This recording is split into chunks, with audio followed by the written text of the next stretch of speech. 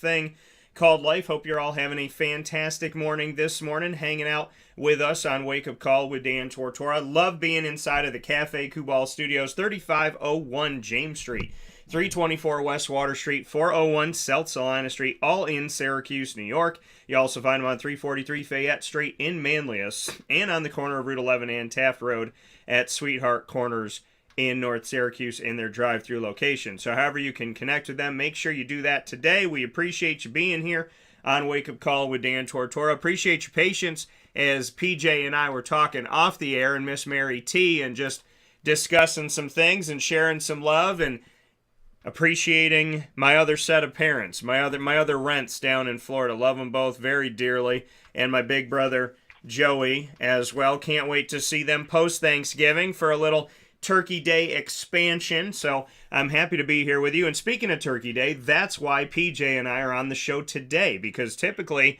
the PJ Takeover happens every single Thursday from 9 a.m. to 11 a.m. Eastern Time, but with Thursday being Thanksgiving and with me never taking holidays off in the past because I love my dreams and I do what I love and love what I do, well, guess what? I'm taking Turkey Day off with you all, and so I'm going to be hanging out getting the bird ready for year number 8, and we will be off on Thursday, and we'll have some specials ready to go for you on Friday, as well as I'll be out there Black Friday shopping with the rest of the crazy people. So make sure that you connect with us. We'll have plenty of stuff going on Friday, and on Thursday we will be off because it is Thanksgiving, and we should be off. We should be celebrating with our loved ones, and you should be doing that too. There's so much on Wake Up Call with Dan Tortora's archive. So if you miss me on Thursday, you're running around, hustle and bustle, you're preparing the bird, and you need something to listen to and something to laugh about, you can go to Amazon Music, Audible, iHeartRadio, iTunes, and Apple Podcasts, MixLR, Player FM, Podbean, Podvine,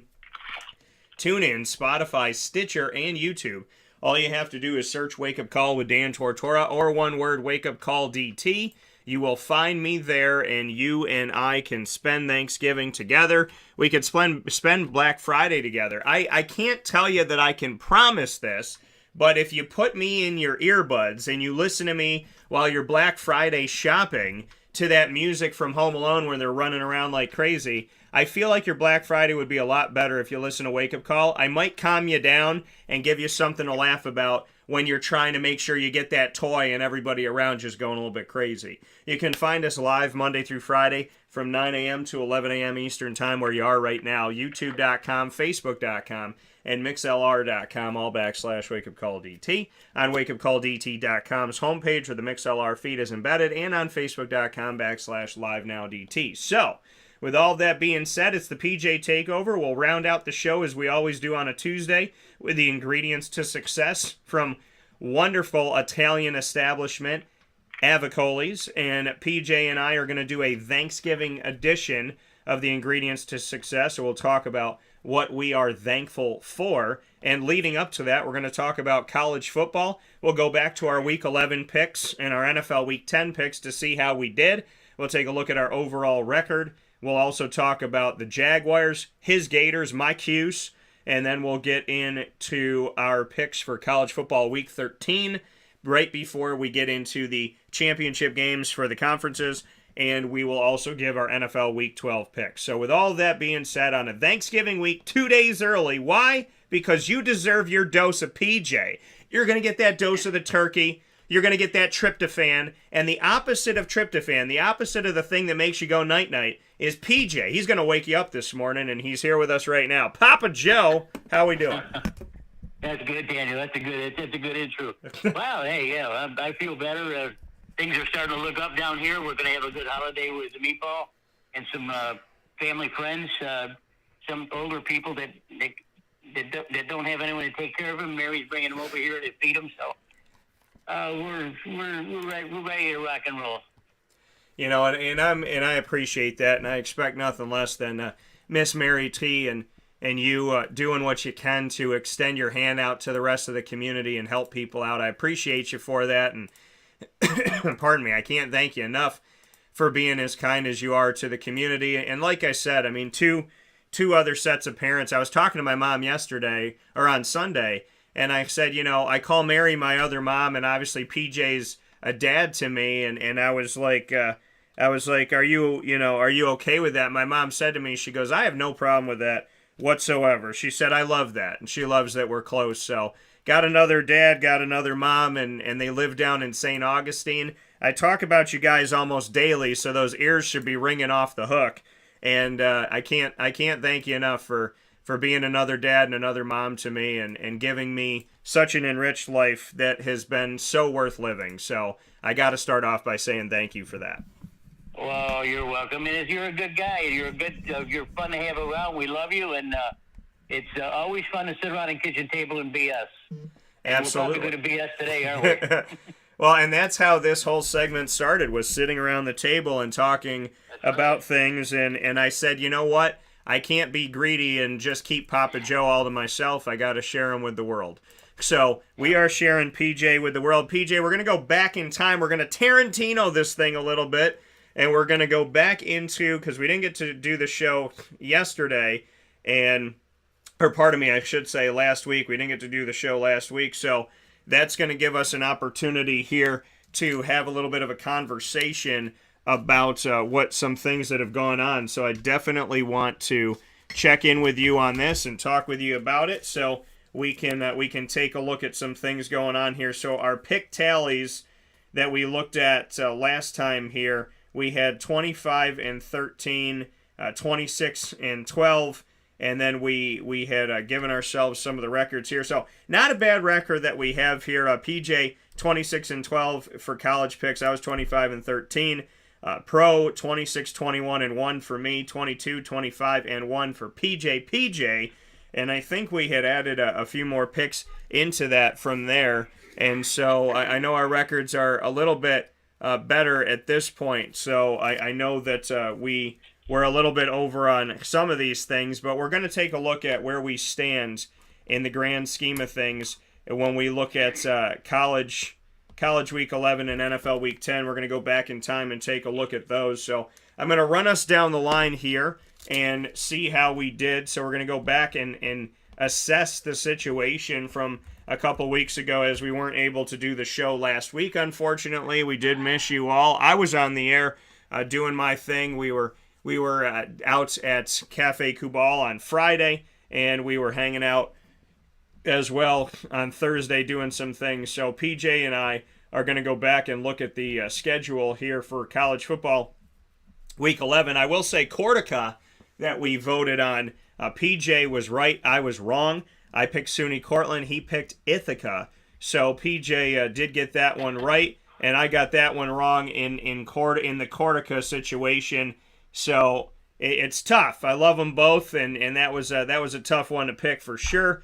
But that went in favor of PJ. Cincinnati defeated East Carolina, who's gotten a lot better, 27-25. So my upset wasn't as crazy as it originally maybe sounded to some of you, but PJ got that one right. LSU barely beat Arkansas, but they got them. So Arkansas losing that game, we got that one right as well. We picked Liberty, and taking a look back at Liberty's matchup here. Now, Liberty's been a good team these last few years. They've done some good things. They lost Malik Willis to the NFL, who's now with the Tennessee Titans. However, they've been able to hold their own and do some good things. So I do want to shout out Liberty, but UConn beat them 36-33. UConn's gotten a lot better this year. They're bowl eligible, believe it or not. So PJ and I got that one wrong. And Clemson, we take a look at the Clemson Tigers and where they're at right now. They defeated Louisville 31-16 at home. So we both got that one correct. UCF and Tulane. This one changed the game for a lot of things here. UCF got the victory. Tulane lost. It moved Tulane to third place. And we're still trying to figure out what's going to happen in the American Athletic Conference as far as their championship game, because it goes to the top team. They get to host it. And then TCU and Texas. I picked TCU to stay undefeated, and they did. PJ picked Texas, so I get that one. And then we move on to the West Coast. Take a look at Oregon, who lost to Washington that week. So PJ and I got that one wrong. I said Washington might play spoiler, and they absolutely did. We both ultimately picked Oregon, so we got that one wrong. And then we take a look at Washington State against Arizona State. Or pardon me, Oklahoma State, I should say. We went to the Oklahoma State game. So Oklahoma State this week, inside of us taking a look at college football week 11, as we take a look at Oklahoma State, they did defeat Iowa State, so we got that one right as well. And then we picked North Carolina to get a victory. North Carolina's had themselves a pretty darn good season up to this point, if you ask me. And looking at what they did this past week, or that week, up against Wake Forest, they were able to win a shootout. They were leading early, and they were able to stave off Wake Forest and force a 3-game losing streak for Wake Forest before they met Syracuse and defeated them. So North Carolina did get that game. And then FS motherfreaking U, I said it was going to look like it was going to look like an ACC game when Syracuse joined the ACC. When Syracuse first joined the ACC, they were just out of it, right? And they were playing these teams and getting blown out. And I said that, to me, was what was going to go down there, is that I thought Syracuse was going to play in this game just like when they joined the ACC and get blown out. They did, 38 to 3. I had made the statement that they would lose by 42. They lost by 35, and they weren't playing their starters at the end of the game. So they very well could have lost by 32 or by 42 in this one. So 35-point victory for FSU, and Syracuse losing that one. That means that PJ had 1, 2, 3, 4, 5, 6. Let's see here. 1, 2, 3, 4, 5, 6, 7, 8. He had 8 right in this and 3 wrong. So PJ goes 8-3 in his predictions for this week. I did not do as well. I had 1, 2, 3, 4. I had 5. So I went 5-6, which is not good for me at all. PJ, let's go back a couple weeks here to this game. East Carolina gave Cincinnati hell. And then looking at Liberty losing to UConn, Clemson was able to stave off a Louisville team that's only gotten better and is bowl eligible. UCF changed the game in this and knocked Tulane out of first place. TCU stayed undefeated against Texas. And then Florida State blew out Syracuse. Anything you want to make mention of here? Florida State is the real deal this year. I think we prognosticated that. Mike Norvell's third year, I believe. Yeah. And he's doing a good job. He's recruiting well. He's coaching well. He's got some good coaches. He's got some good players. The rest of the ACC is not up to par, but, Miami sucks. You guys, I thought, you guys were undefeated for a long time, and all of a sudden you lose 3 or 4 in a row. So, but you could see when FSU played Syracuse, you could see the difference on the field, Daniel. You see the speed on the field. Yeah. And that's what I'm sure that's what Dino Babers is after. He's looking for that speed, and Florida State pursued great, and they ran away great. And what they did this last week at Miami, I think, too, is even worse. And it's going to be even worse against Florida, too. My goodness. But anyway, kudos to Mike Norvell and his crew. I don't know if they're going to win be competitive in the ACC Championship Series, but they may be able to play for it. I'm not sure what the records are, but they got the big bad Clemson in front of them. So sooner or later, somebody's going to have to play Clemson. And I look for Clemson to squeak into the top 4. I'm lukewarm about that, but we can talk about that later. But there's some good football still to be played in this last week. This last weekend was awful. Some teams just played terrible, including Tennessee. Never thought that I would see that, but anyway, that's all I have to say right now until we get into another week. Yeah, so 8-3, 5-6 for PJ there. We're going over our picks that we had from a couple weeks back because we weren't able to do the show with you last week. So I want to make sure we get these in because people have been following our tallies and following our picks. Toward the end of the broadcast, we're going to make new picks. And in the middle of this sandwich, so the bread is going to be the picks we had, the picks we will have, and the meat of this is going to be Papa Joe and I ranting, going off. We got to do it. We've had 2 weeks to prepare for it. I get to talk about my Cuse. He gets to talk about his Gators. They're both in orange and blue, and they're both black and blue at this point in their season. So we will be talking about that. My big brother is here with us. Big what's up to Mr. Joseph Lando the Third.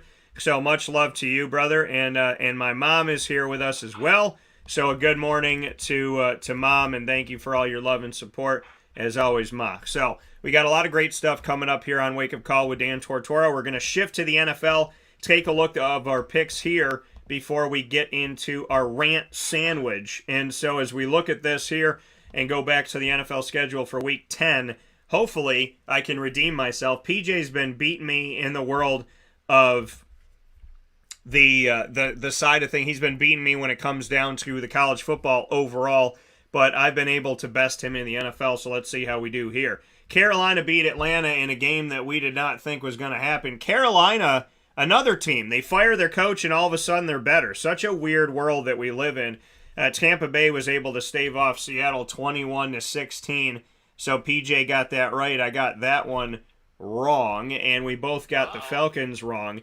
Bills at Vikings. This was a game where a Buffalo fan said to me, and a big shout out to Betty Sikowski, the wife of Jimmer Sikowski, and two people that I love very deeply, and always praying for Jimmer and for him to defeat ALS and everything that's going on in his life. And may God look kindly upon him and his family and be with him in a such a huge way. Lay his healing hand on him and all of his loved ones as well. Minnesota and Buffalo. Betty said to me, she's like, Buffalo had the game and kept going, here, take it. No, take it. No, I insist you take it. And eventually, in overtime, Minnesota took it, which means I got that one right. PJ got that one wrong.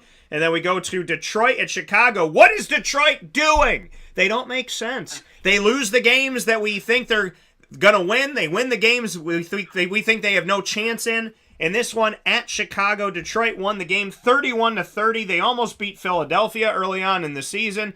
They've been a weird world type of team. And Chicago, I mean, I thought they were getting better. I don't know what's going on. Crazy here. Tennessee defeated Denver in a close one. I picked Denver in the upset, but they didn't end up getting it. So Tennessee gets the victory there. I got that one wrong. And then we both picked the Chiefs over our Jaguars, but the Jaguars did make it a game, 27-17. So we both picked the Chiefs in that. We both get a check mark for that. And then we take a look at the next game that we had up here, Miami over Cleveland, the Giants over Houston. So we got those right. We both picked the Dolphins, and we both picked the Giants. Then we go to the Raiders game, and the Raiders matchup here, the Raiders losing to Indianapolis 25-20. So we got that one incorrect. And so we're going to give ourselves an X for that. And X marks the spot on that one. New Orleans and Pitt, we had the Steelers over New Orleans, so we got that one correct. We got a little check mark for that. And then we take a look at Dallas and Green Bay in overtime. I was at the Section 3 Class AA championship game in Syracuse to watch our awesome student athletes in Central and Upstate New York that you all should be recruiting. And I was watching with a big old fan, Jim Bell of the Cowboys. Him and I were talking about it. And Jim Bell, his son James Bell, the fourth, he plays for CBA, Christian Brothers Academy, my alma mater. So we were talking about it. And I wanted the Cowboys to win, but I picked Green Bay. PJ picked the Cowboys in that one. So PJ got that one wrong. We're not going to tell Mary T that he picked that, but I picked the Packers, which means on Sunday Sauce this Sunday here after Thanksgiving, I get more meatballs and PJ gets to watch me eat them. That's what happens with this. And then Arizona at the Rams. I went with the Arizona Cardinals because the Rams have just been awful this year. Post-Super Bowl, PJ went with the Rams. He got that one wrong. And then we both went 49ers and Eagles.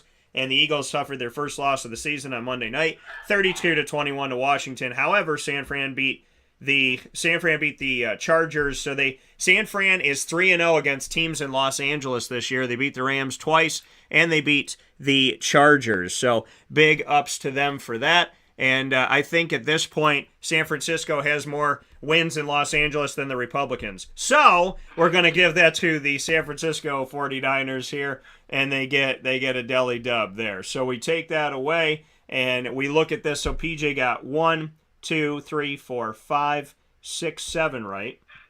So we got 7 for PJ. I think there's 14 games, so 1, 2, 3, 4, 5, 6, 7, 8, 9, 10, 11, 12, 13, 14. So PJ ends the week 7-7 in his predictions. I had 1, 2, 3, 4, 5, 6, 7, 8.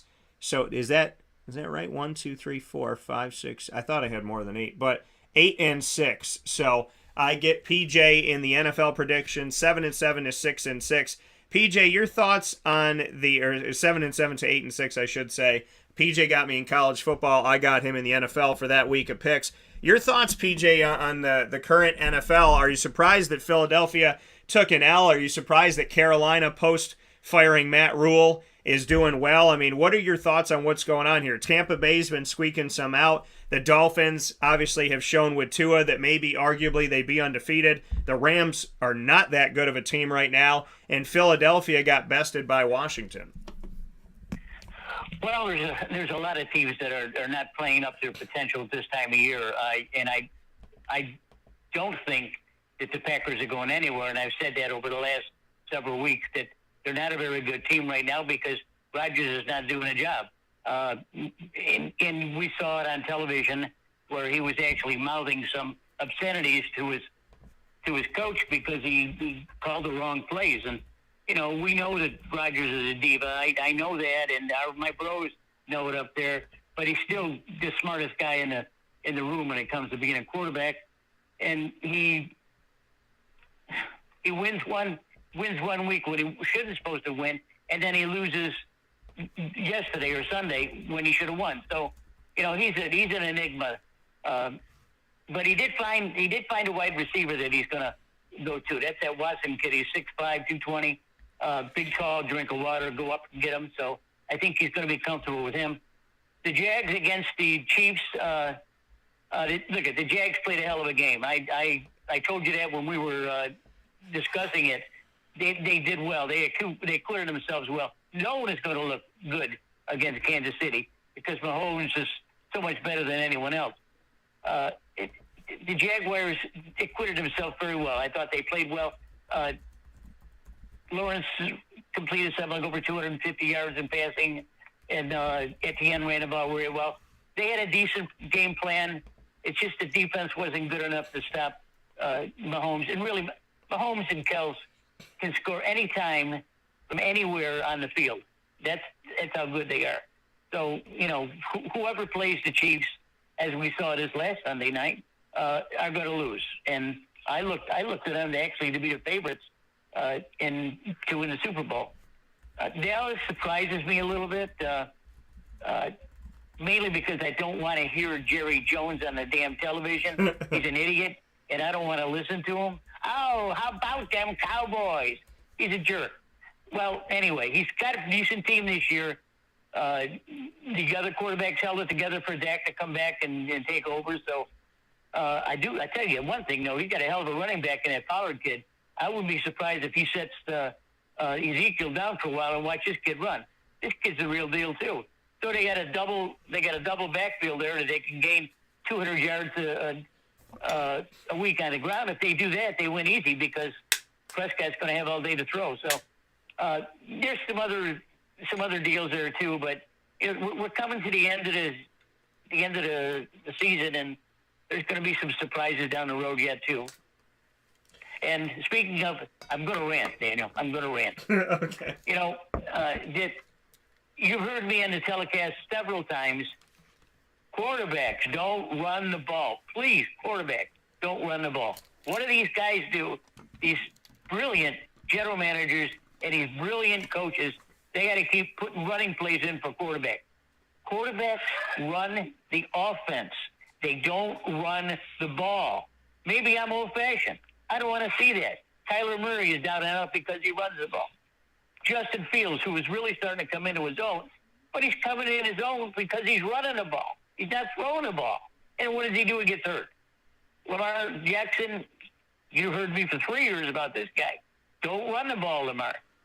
You know, it's going to come down to the end of the season, and they're not going to have their good quarterbacks ready to play on the most important games.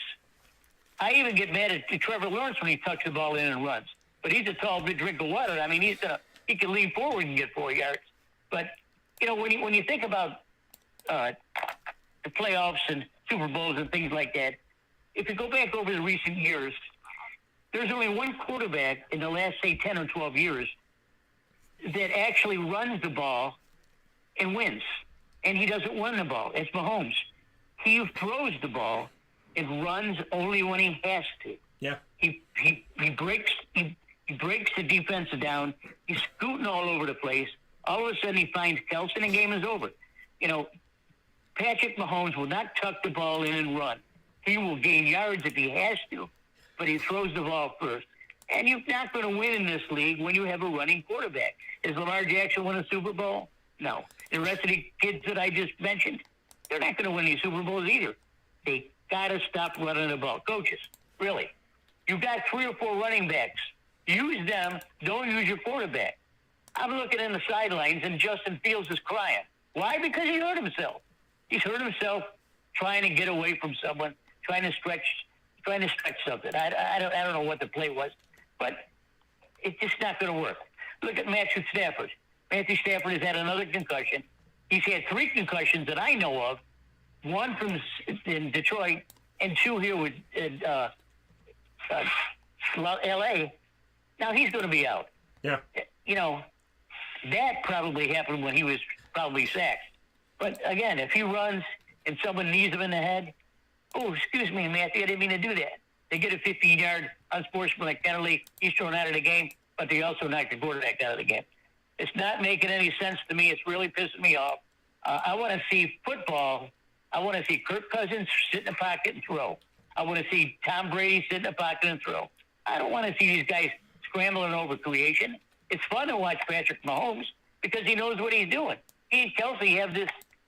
They're in another zone. And last night with Kittle, too. Jimmy G and Kittle. These guys are smart, Daniel. They're smart. They're smart enough to know when to move the ball when they have to. And if they're looking for a tight end, you're going to see these 2 guys catching the ball all the time. Kittle and Kelce are far away better than anyone that we got in the league right now. Even better than Kyle Pitts, who came out of Florida as an All-American. Now he's hurt. So I don't know. I don't know how Kelce and Mahomes do it, but they're fun to watch. And last night watching Jimmy G, oh, by the way, who wasn't supposed to be playing this year because he wasn't good enough. And it looks like he is. McCaffrey's there. He ran the ball well, caught the ball well, gained over 100 yards total on him. And Kittle was the guy. I don't know, Daniel. I want to see football at its purest. I don't want to see these guys flinging all over the place. Russell Wilson, to his credit, at least doesn't run when he has to. He runs. Well, I can't say that. He runs when he has to. Yeah. But he's in the pocket. He's a pocket passer. But all these other guys are screwed all over the place. And look at Hebert. He stays in the pocket and throws. Your man Geno Smith up there in Seattle. You don't think that big guy's going to run? Hell no, he's not going to run. He's going to sit back there and throw. And I don't know how Geno became what he became, but I also have an opinion on that. When I watched Geno Smith play for the Giants and the Jets, it was awful. He was terrible. He couldn't get anything done. So what does he do? He goes to Seattle, who, by the way, resurrected him, and Russell Wilson leaves Seattle, and he's playing for Denver, and he's not doing too well. So this tells me that Pete Carroll is a hell of a coach. If he can coach Geno Smith into being a good quarterback for his team, that's the key. That's the key. And he coached Russell Wilson for I don't know how many years, 6 or 7 or 8 years. Pete Carroll must be a really good coach. So, Geno, you did a good job. And my man Jameis, he may never play again, Daniel. I'm not so sure he's going to play again. Andy Dalton's got the job away from him. Yeah, I mean, and so here's the thing. So you talked about it, and you've talked about it before, PJ, here on the show. Wake Up Call with Dan Tortora inside of the Cafe Kubal Studios. PJ Takeover happening 2 days early this week because we will be off for Turkey Day and my 8th year of making the bird. So I'm going to be stuffing that turkey, listening to music, having a good old time. I hope you will be too, with your family, friends, coworkers, and colleagues. And, you know, I tell people all the time, the door is always open. So we try to do what we can to extend the family, extend the love, and extend blessings. You got to help other people. That's what it's all about. It's not about helping yourself. It's about helping others. And you got to learn how to do both. You don't just help yourself. You don't just help others. You got to do both. So make sure you're being good to each other, being good to yourself, and doing nice things out there in the community. Help people where you can. A little bit goes a long way. So, with that being said, PJ has made mention of the fact before, and he just did again, that he's not a fan of the running quarterback. Now, I am a fan of the running quarterback, but I'm going to give you a world where we could talk about a couple different things. I like watching Lamar Jackson run. I also believe he can throw. I'm one of the few people that defended him when he came into the NFL, that he would be an NFL quarterback. So when they asked him what it was like to score 5 touchdowns when he was a rookie, and he said pretty good for a running back, he was taking shots at the media, but I can proudly say it wasn't a shot at me. So I do like Lamar Jackson. I like when quarterbacks can run. I like, that Eric Dungey can run. But to Papa Joe's point, Eric Dungey running, Robert Griffin III running, Lamar Jackson running, a lot of these guys, Kyler Murray, a lot of these guys get hurt. And that's where the issue arises and where it comes in, and this is what PJ's talking about, is that when your quarterback has the ability to be a dual threat and run, how many times did Syracuse have to endure an Eric Dungey injury, an Eric Dungey concussion, and Eric Dungey, is he okay, and Eric Dungey, can he play, and Eric Dungey, what are we going to be like without him? So, as much as I love it, I do know that it puts you in a big situation to get hurt, because guys like Eric Dungey and guys like Lamar Jackson, they don't want to go down. Guys like Robert Griffin III, he's running toward the sideline. He's not sliding. He's jumping up in the air. They're hitting him midair, and he's doing that, helicopter where he's flying through the air, spinning his legs and his head out of bounds like he's not even a human being. So, I do see that side of it. I love a running quarterback. I love a dual threat quarterback. I love what it can do to a defense. But at the same time, I get concerned about it, because Eric Dungey, who I watch closer than probably any of them, I got to spend a lot of time around him and saw him get hurt a lot. So, that's something that I could definitely agree with Papa J on that. He doesn't like the running quarterback. I do, but I understand why he doesn't like the running quarterback. And so I totally can get that and understand that and feel that for sure. And with that being said, we look at the NFL today, and you were talking about it, that, if you hit a Matt Stafford who's on the run because he has to be on the run, or a Tom Brady who's on the run because he has to be on the run, what happens to, and this is going to be my rant, what happens to a defensive player in today's NFL is ridiculous. I know you want to protect players. I know you want to protect their health down the road. I understand that. Does the NFL want to protect their health because they care? I can't say necessarily that that's the case. I think the NFL has to protect their players because they got found out on a lot of things. The NFL has no choice but to protect their players right now. That's what I think is the real deal thing. The NFL has to protect their players. I don't know if it's necessarily that they want to protect their players. I think they have to protect their players. And that's because, people started to look into this thing and say, hey, wait a minute. This is happening, and this is happening, and this is happening to all these players when they finish up their careers. So, the NFL was kind of put in a situation where it was like, hey, whether or not you care about these guys, you got to at least pretend that you care about these guys. And I'm not saying that everybody in the NFL doesn't care about the health and safety, but it's definitely been something that I don't think has come up enough. We didn't care about it enough, and we didn't do enough in the past. And there's people that have had a lot of horrible things happen to them, including death, because of their NFL injuries or things that can be linked back to brain damage. So I get the protection point of it. I don't know if the NFL truly cared about it as much as it was like, oh, let's do the right thing for PR. So with that being said, go ahead. What are you going to say? One time before we have to scoot away. Yeah. You're right about everything. I'm right about everything. And there's one thing that Aaron Rodgers said this week, and it's important. He says, we need to play on real grass, not this phony stuff that they've been playing on. Yeah. You see more non-contact injuries because of the turf. Your leg gets stuck into the turf. Your knee can't go one way. Your body goes the other way. And all of a sudden, you're out of your living. Aaron Rodgers, for everything that he does wrong sometimes, this was the right thing to say. And he knows. you play in the frozen tundra in Green Bay. It may it may be frozen up there, but at least it's grass. Yeah, and you made a good point here, and I'll never forget this. I remember, and he was never the same again. He went to a Super Bowl and then kind of just faded off into the sunset, and it was and looking back on it, you think about the Dirty Bird, right, and what the Dirty Bird was, and that dance and just everything that he brought to the NFL, and I go back and I think about Jamal Anderson. And Jamal Anderson, he got, at the beginning of the season, he got his foot stuck.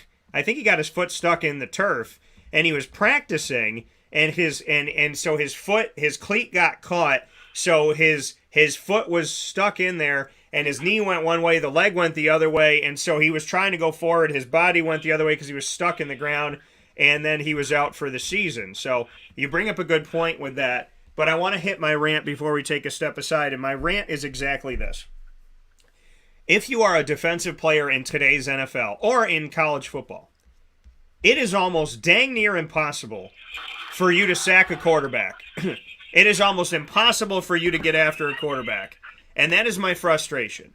Because when you are in the NFL, you have to hit a quarterback, and as you're falling, as a 300-pound player, going 15, 20 miles an hour, you have to run at the quarterback, get around the offensive line, get around all the extra blockers, the tight end, the running back, and get to the elusive quarterback. If you can get to the quarterback and you hit the quarterback, when you hit him, you can't fall on him. Now, here's the thing about a sack. You're hoping to hit him hard enough that he just flies to the ground because you can't fall on him. Normally, that was the way that you figured things out in the NFL. You fell down on a guy, and that was it, right? You got him on the ground, and he was down. Now, if you're a player in the NFL, you got to run at the quarterback, elude all of the people trying to block you from getting to their quarterback. You get to the quarterback, and when you get to the quarterback, and you get after the quarterback, and you go to hit the quarterback, you can't fall on the quarterback. You have to get to the quarterback, and you have to push him. You have to push yourself off the quarterback while he's falling in order for it to be considered a sack. It makes absolutely, positively no sense. How do I, as a 300-pound defensive lineman, run at a quarterback, get through everybody, grab him, and as I'm grabbing him, make sure that he doesn't lower his helmet, because if he lowers his head when I'm about to hit him, then I could be called for targeting and I could get kicked out of the game, even though he lowered his helmet and I didn't lower my helmet and I wasn't trying to do it. It's just something that happened. It's a play that happened with Rob Gronkowski and Barry Church when Jacksonville was trying to get into the Super Bowl a few years ago, is that Rob Gronkowski, as Barry Church was coming in, Barry hit his shoulder, but Rob lowered his head as he was coming into the play. They hit helmet to helmet, and it was ridiculous. So, and I talked to Barry after the game. I was like, Barry, I know you're not a dirty player. And he's like, I didn't try to do that. Like, I didn't hit him that way. And I said, I know. I understand. I saw it. I saw it over and over again. So, if you're a quarterback and you're trying to get away from these defensive players, and a big old lineman's running after you, and he gets away from the guard, and he gets away from the tackle, and he eludes the running back, and he's running after you, and he grabs you, and you lower your head at the time that he grabs you, and you just happen to pop each other in the helmet, he can get kicked out of the game. And if that doesn't happen, as he hits you and he's falling on top of you with all of his body weight, he's got to push you away from him, jump off of you in midair like the Matrix, like he's some type of superhero, Iron Man, Superman type of guy, and he's got to fall right next to you while you fall.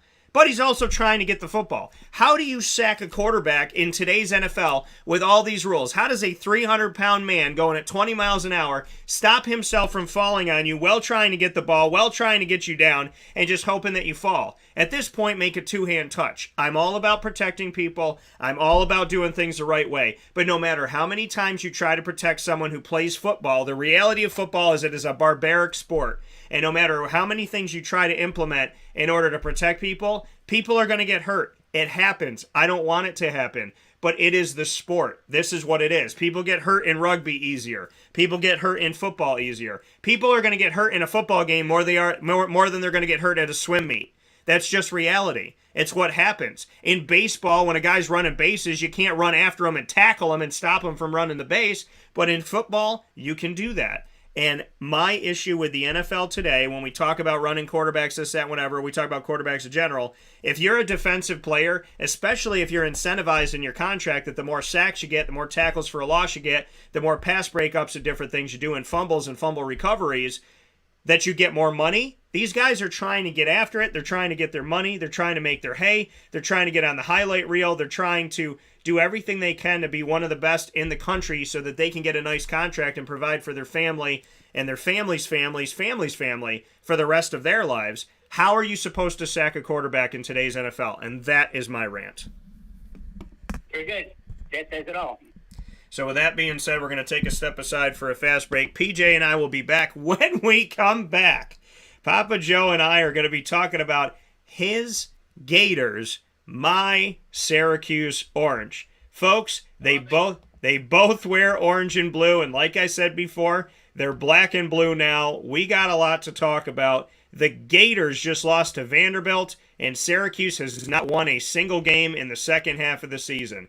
It's about to get interesting. We're going to talk about the good, the bad, and the fugly right after this fast break on Wake Up Call with Dan Tortora, where sports truly meets that thing called life. We'll see you after this fast break, after you hear from these great and wonderful people in our community. So stay tuned to what they have to say, and we'll be back with you momentarily.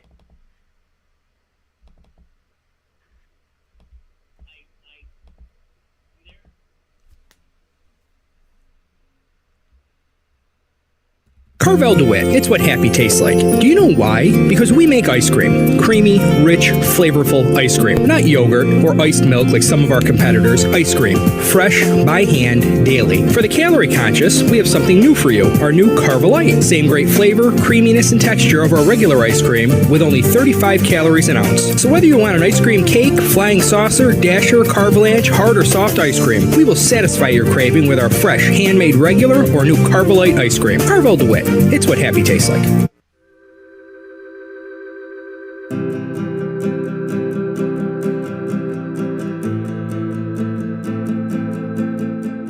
Cafe Cabal offers same-day local delivery of our products, offering no delivery charge for Onondaga County.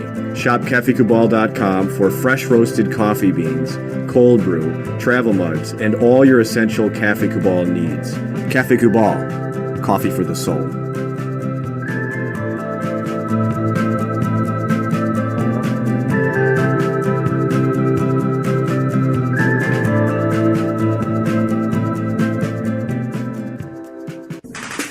The Wildcat Sports Pub in Camillus, New York is located on 3680 Milton Avenue in the Home Depot Plaza. It is your family-friendly sports bar and restaurant. Folks, some sports bars aren't family-friendly. Some family-friendly restaurants are not sports bars. The Wildcat Sports Pub in Camillus, New York is proud to be both. It is that marriage that you've been looking for years. The Wildcat Sports Pub is your home base for your sports bar and restaurant needs, games for the kids, indoor and outdoor activities, and enough things on the menu to come back every single week and get to try something new. They're open Sundays from noon to 8 p.m., Monday through Wednesday, 11 a.m. to 11 p.m., and Thursday through Saturday from 11 a.m. to midnight. For reservations and party information, call 315-487-2222 for the Wildcat family-friendly sports pub and restaurant.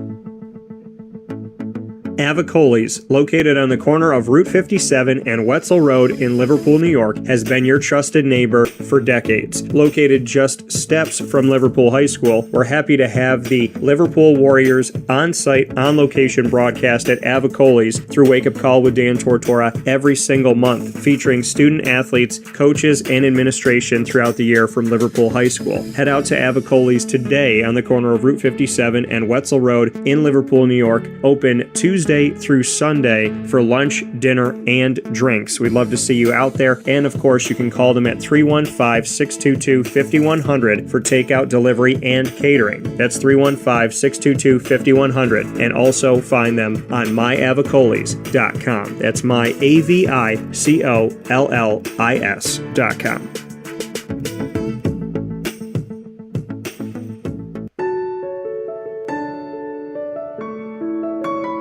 Having peace of mind when you're out of town that your furry-loving friend is safe and sound means taking them to Canine Campground, because we all know that when it comes to the love of our pets, it goes well beyond the call of duty to make sure they're safe and sound. Right, Lily? So take a ride to 242 Johnson Street in East Syracuse, New York, and see Canine Campground and where your dog will be staying in the classic cabin, the executive cabin, the grand cabin, or of course the luxury cabin, because if you know Lily, you know she loves luxury. Now you don't have to wait to the last minute to find a family member or a friend that'll take your dog for a few days. Call Canine Campground at 315-299-4013. That's 315-299-4013. Their drop-off and pickup times are Monday through Sunday. Check K9campground.com for more information. That's the letter K, the number 9, and campground spelled with a K.com. K9campground.com. When you're going out of town, bring your dog to Canine Campground.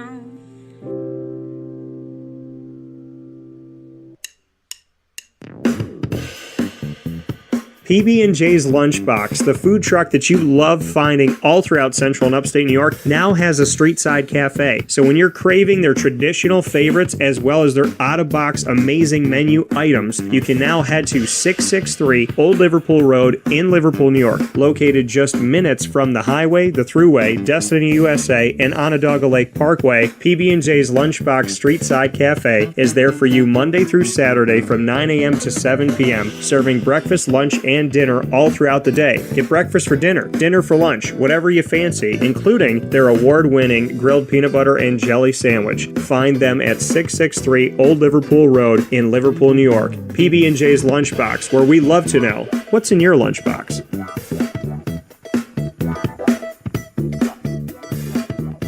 This is a special message from 317 at Montgomery restaurant owner Joel Carpenter. Open Tuesday through Saturday for your dining pleasure on 317 Montgomery Street in Syracuse, New York. We wanted to be a part of the resurgence of Syracuse. We saw a lot of money being put into bringing people back downtown and thought that, we'd like to be a part of that. I love putting together a good dish where people see it first, they fall in love with it, and then it tastes just as good as it looks. We want to provide the best food in Syracuse that we possibly can, and we want you to leave here talking to your family, your friends about what you had to eat first and foremost, but also our service, and to walk out feeling like you're part of our family. I work out in the front of the house a lot, and I love walking to every single table, asking them how everything is, and people looking at me and smiling and saying, this is the most amazing short rib I've ever had. This is the most amazing filet I've ever had. And Donna is great. Sarah's amazing. Thank you for coming over and talking to us. And then them just being truly happy for the experience that they've gotten. 317 at Montgomery Restaurant, part of the fabric of downtown Syracuse, located on 317 Montgomery Street in Syracuse, New York. Open Tuesday through Saturday for a unique and memorable dining experience.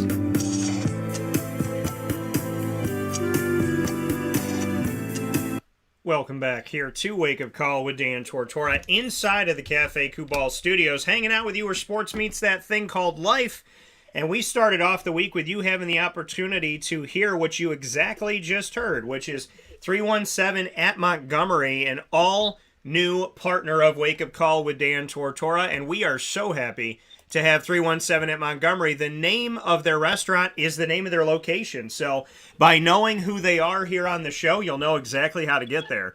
317 at Montgomery is located on 317 Montgomery Street in Syracuse, New York. They are our downtown partner. We're starting off a video series called Downtown with Dan, where I will be there monthly with owner Joel Carpenter, trying their dishes, talking sports and entertainment, and building up our community together as we have extended our reach into downtown of Syracuse, New York, my proud hometown. So happy to be with 317 at Montgomery and all of our incredible partners on Wake Up Call with Dan Tortora, where sports meets that thing called life. So something about being able to share their messages that means a lot to me. And as you know, folks, It's not, to me, the same as it is with a lot of other places. When I talk about the companies we work with, I don't call them sponsors, I call them partners. I call them partners because partnership to me means you work together, means you help each other, means you pay attention to each other, means you have open dialogue and constant communication. So I want to thank Cafe Kubal. I want to thank Carvel DeWitt, the Wildcat Sports Pub, Witty Wicks, Canine Camp Dog Daycare, Avicolli's, Mon Pa's Kettle Corn and Popcorn Factory, Canine Campground Dog Boarding, PB&J's Lunchbox, Chick-fil-A Cicero and Chick-fil-A Clay, Honda City of Liverpool, Mother's Cupboard, Pizza Man, Chick-fil-A Watertown, 317 at Montgomery, the Lemoyne Dolphins that we are the exclusive multimedia marketing partners of, and the Bryan and Stratton College Bobcats of Syracuse that we are the exclusive multimedia marketing partner of as well. Helping out any one of these places, going to any one of these places for a coffee, for your next vehicle, for a peppermint chip shake at this time of year, for a slice of pizza, for a candle, to have your dog be watched, for the grilled peanut butter and jelly, for that awesome popcorn and kettle corn and caramel corn that my grandmother would love, for an ice cream, to get the wake-up call Sunday, to go out to the Wildcat and get those Kama fries that are amazing, to go to 317 and get a short rib that reminds me of the short rib you get at Walt Disney World, to go to Mother's Cupboard and try the Frittata Challenge. So many different things you can do, to go to Avicolli's and get a slice of that barbecue chicken pizza, as well as to go to Lemoyne and Bryan and Stratton College games and support the community that way. When you support our partners here on Wake Up Call, you're supporting our community. I can tell you you're supporting good people, and you're supporting diversity, inclusiveness, and a connection that is unlike any other. When you support Wake Up Call's family, you support each other, and I appreciate that. With that being said, PJ and I are here together on Wake Up Call with Dan Tortora, where sports meets that thing called life. And we are talking about a lot of different things here this morning as we've given you a result of our picks. Now it's time, as I said, something really beautiful, in my opinion, about the community, something nice about the community. I can venture to say that I don't know if PJ is going to say anything nice about his Florida Gators. So I now unleash PJ onto the Florida Gators like Steve Irwin used to be unleashed, may he rest in peace, onto Gators out in the wild.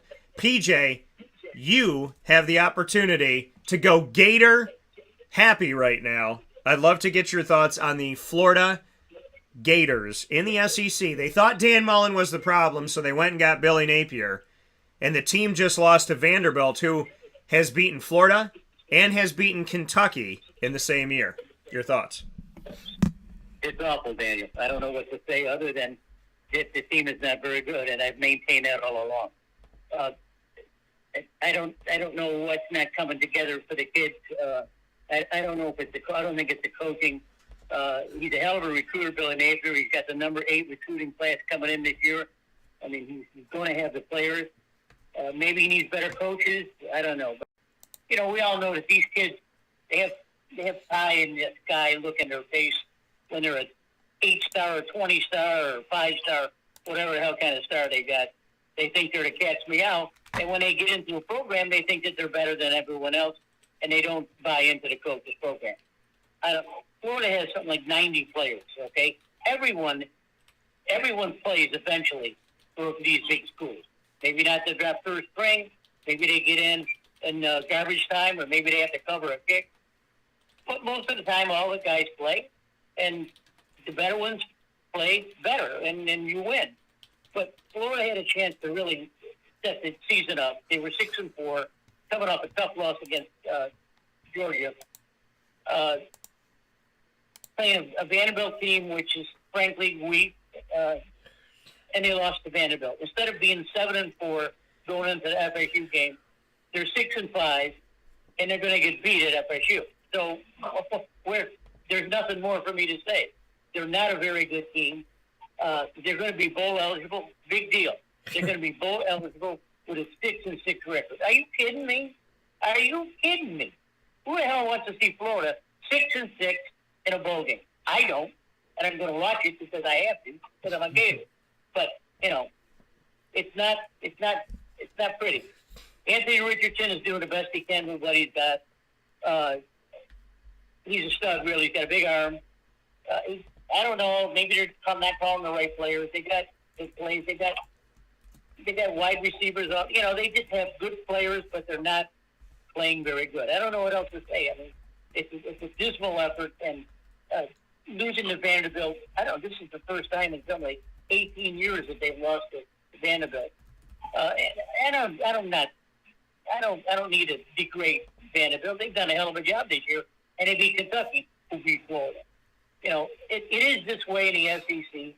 1 week you're up, 1 week you're down. Look at Tennessee getting killed by South Carolina. The week before, Florida ran over South Carolina by 30 points. I mean, you can't figure it. All of a sudden, Tennessee gets beat by South Carolina that hangs 63. That's 6-3 on Tennessee, who was one in the top 5 at the same time. So it's nothing dull in the SEC. I know that. I know you heard me say that. And Papa Joe, you're always bragging the SEC. Well, it's difficult. You play an SEC schedule, and you're going to be tournament tough. And that's what's going to have to happen here at the end of the year. Looks like Georgia's going to run rampant here and continue to run. I don't know what the Final Four is going to look like, but for my Gators, they're going to limp into the postseason with a 6-6 record because they're going to lose the FSU this year. Yeah, and I'm a proponent. I just put it up here. The Gators are 6-5. The Orange are 6-5. The best either one of these teams can be is 7-5. I think the Gators are going to be 6-6 in a loss to Florida State. I do agree with you on that. And there's a chance that Syracuse could lose on the road to Boston College, but I got them winning. So either way, these teams are going to at best be 7-5, at worst be 6-6. So I just put out on my social media that I believe that Syracuse should play Florida in what I'm calling the Black and Blue Bowl. 7-5 or 6-6 versus each other. I'm a proponent for either somebody stepping up and creating this bowl in the 11th hour or renaming one of the bowls around the country and have the Syracuse Orange face off against the Florida Gators in what I'm calling the Black and Blue Bowl. And I just put it out there on social media. I want to know what you think, because they may have the same record or they may be 7-5, 6-6. I see Syracuse potentially being 7-5, the Gators being 6-6. So right at the equator line or a little bit above the equator line, I'm a proponent for the Black and Blue Bowl, and PJ's Gators playing my Syracuse Orange. What do you think? Well, it's possible. I don't. They'll have almost the same record. Yeah, that's true. And the SEC playing the ACC, it seems like it would match up good. But, they're not going to get a big bowl. Like, they're not going to come and play in the Gator Bowl. They're not going to play in the Orange Bowl or any of these other things. They're going to wind up playing in the Midwestern Heat Bowl somewhere in the middle of Oklahoma, and both teams come flying in from wherever. They just don't. They're not going to have it's not going to be a warm and fuzzy bowl, that's for sure. So maybe they'll play in an Idaho Bowl or something like that. I don't know. It'd be a good game, though. Yeah, and both orange and blue teams. The Syracuse, you gave your thoughts on the Gators. Losing to Vanderbilt, I don't know how much worse it gets in the SEC than that. No disrespect to Vanderbilt, just not a team that wins many games, especially not against the Floridas and the Kentuckys of the world in recent history. So we take a look at this, and, we look at Syracuse's side of things, and the Syracuse Orange at this point, we're 6-0 in the first half of the season, 0-5 in the second half of the season. My preseason prediction was 5-7 with an outside shot of 6-6. If they defeat Boston College, they will put themselves right in that area. If they don't, then my prediction is exactly on par. So a team that started off the season looking really good. There's been some game management issues, some timeout issues, some clock issues with that game management. There's been some play calling woes, some head scratchers, some not using of the Sean Tuckers reminiscent of the Super Bowl where Sean McVay didn't use Todd Gurley. So there's been some question marks here. There's been a lot of injuries that have happened. And Syracuse every year, cut and paste. Oh, we had injuries. Oh, we had injuries. Oh, we had injuries. Oh, we had injuries. Well, what point does this come down to this being an issue of strength and conditioning? Because when you have injuries every year to your offensive line, every year to your defensive backs, every year to your linebackers, every year to your quarterback, at what point do you start saying to yourself, this is an issue with the program itself? It's an issue with strength and conditioning, because you should not have 10 guys out a year, 5 guys out a year, 7 guys out a year. And if you do, it's also on your strength and conditioning staff to have the backups ready. You can't sit here and say, oh, well, you know what? We're not playing well because we got injuries. Everybody has injuries. You can't just say, well, we're not playing well because we have injuries. Well, we're not winning games because we have injuries. Well, we're not doing this because we have injuries. Everybody gets injuries. Everybody gets hurt. Everybody has to get the next guy ready. That is up to your strength and conditioning coach. That is up to your head coach. They need to have their heads buried in the playbook. Good teams are prepared for injuries. Great teams make it look like it didn't even happen. Great teams have the next guy step up, the next woman step up, and they're ready to play. They're ready to get out there. If you know that injuries can happen, you need to have those players ready. You need to have that next quarterback ready, the next running back. Sean Tucker was 4th on the depth chart. He was behind Abdul Adams, who opted out in the COVID year. He was behind Jarvion Howard, who opted out in the COVID year. He was behind players that were not going to give up their job. Jawar Jordan Jr. was ahead of him as well, and Jawar Jordan Jr. went down with an injury, and now he's on Louisville. So you think about that. Sean Tucker had to be ready, and he was. He stepped up. He was ready to go. Aronde Gadsden, they had him last year. They barely used him. This year, they moved him to tight end. He had to be ready, and he was. There's guys that are ready. Brady Denneberg is a true freshman from Merritt Island, Florida, and now he's the guy on kickoffs. He had to be ready, and he was. Andre Schmidt came in as a friggin' walk-on. He had to be ready, and he was. So I don't want to hear, oh, our backup center's not ready. Oh, our backup to the backup at left guard's not ready. Oh, when we brought in this quarterback, he wasn't ready. That's a coaching problem. If you step to the podium, and listen, Dino and I have a good relationship, and I'm not manhunting Dino. I'm talking about any coach. You need to have your players ready. I'm not saying your third-string quarterback's going to be as good as your first-string quarterback, but he needs to be ready. Your players need to be ready. You are playing a barbaric sport, to go back to a point I made in the first hour. You are playing a barbaric sport. For you to think that in a barbaric sport, nobody's going to get hurt, nothing's going to happen, no freak injuries. PJ talked about the turf and what that can do. You're nuts to think you're not going to go through injuries. So you need to be ready.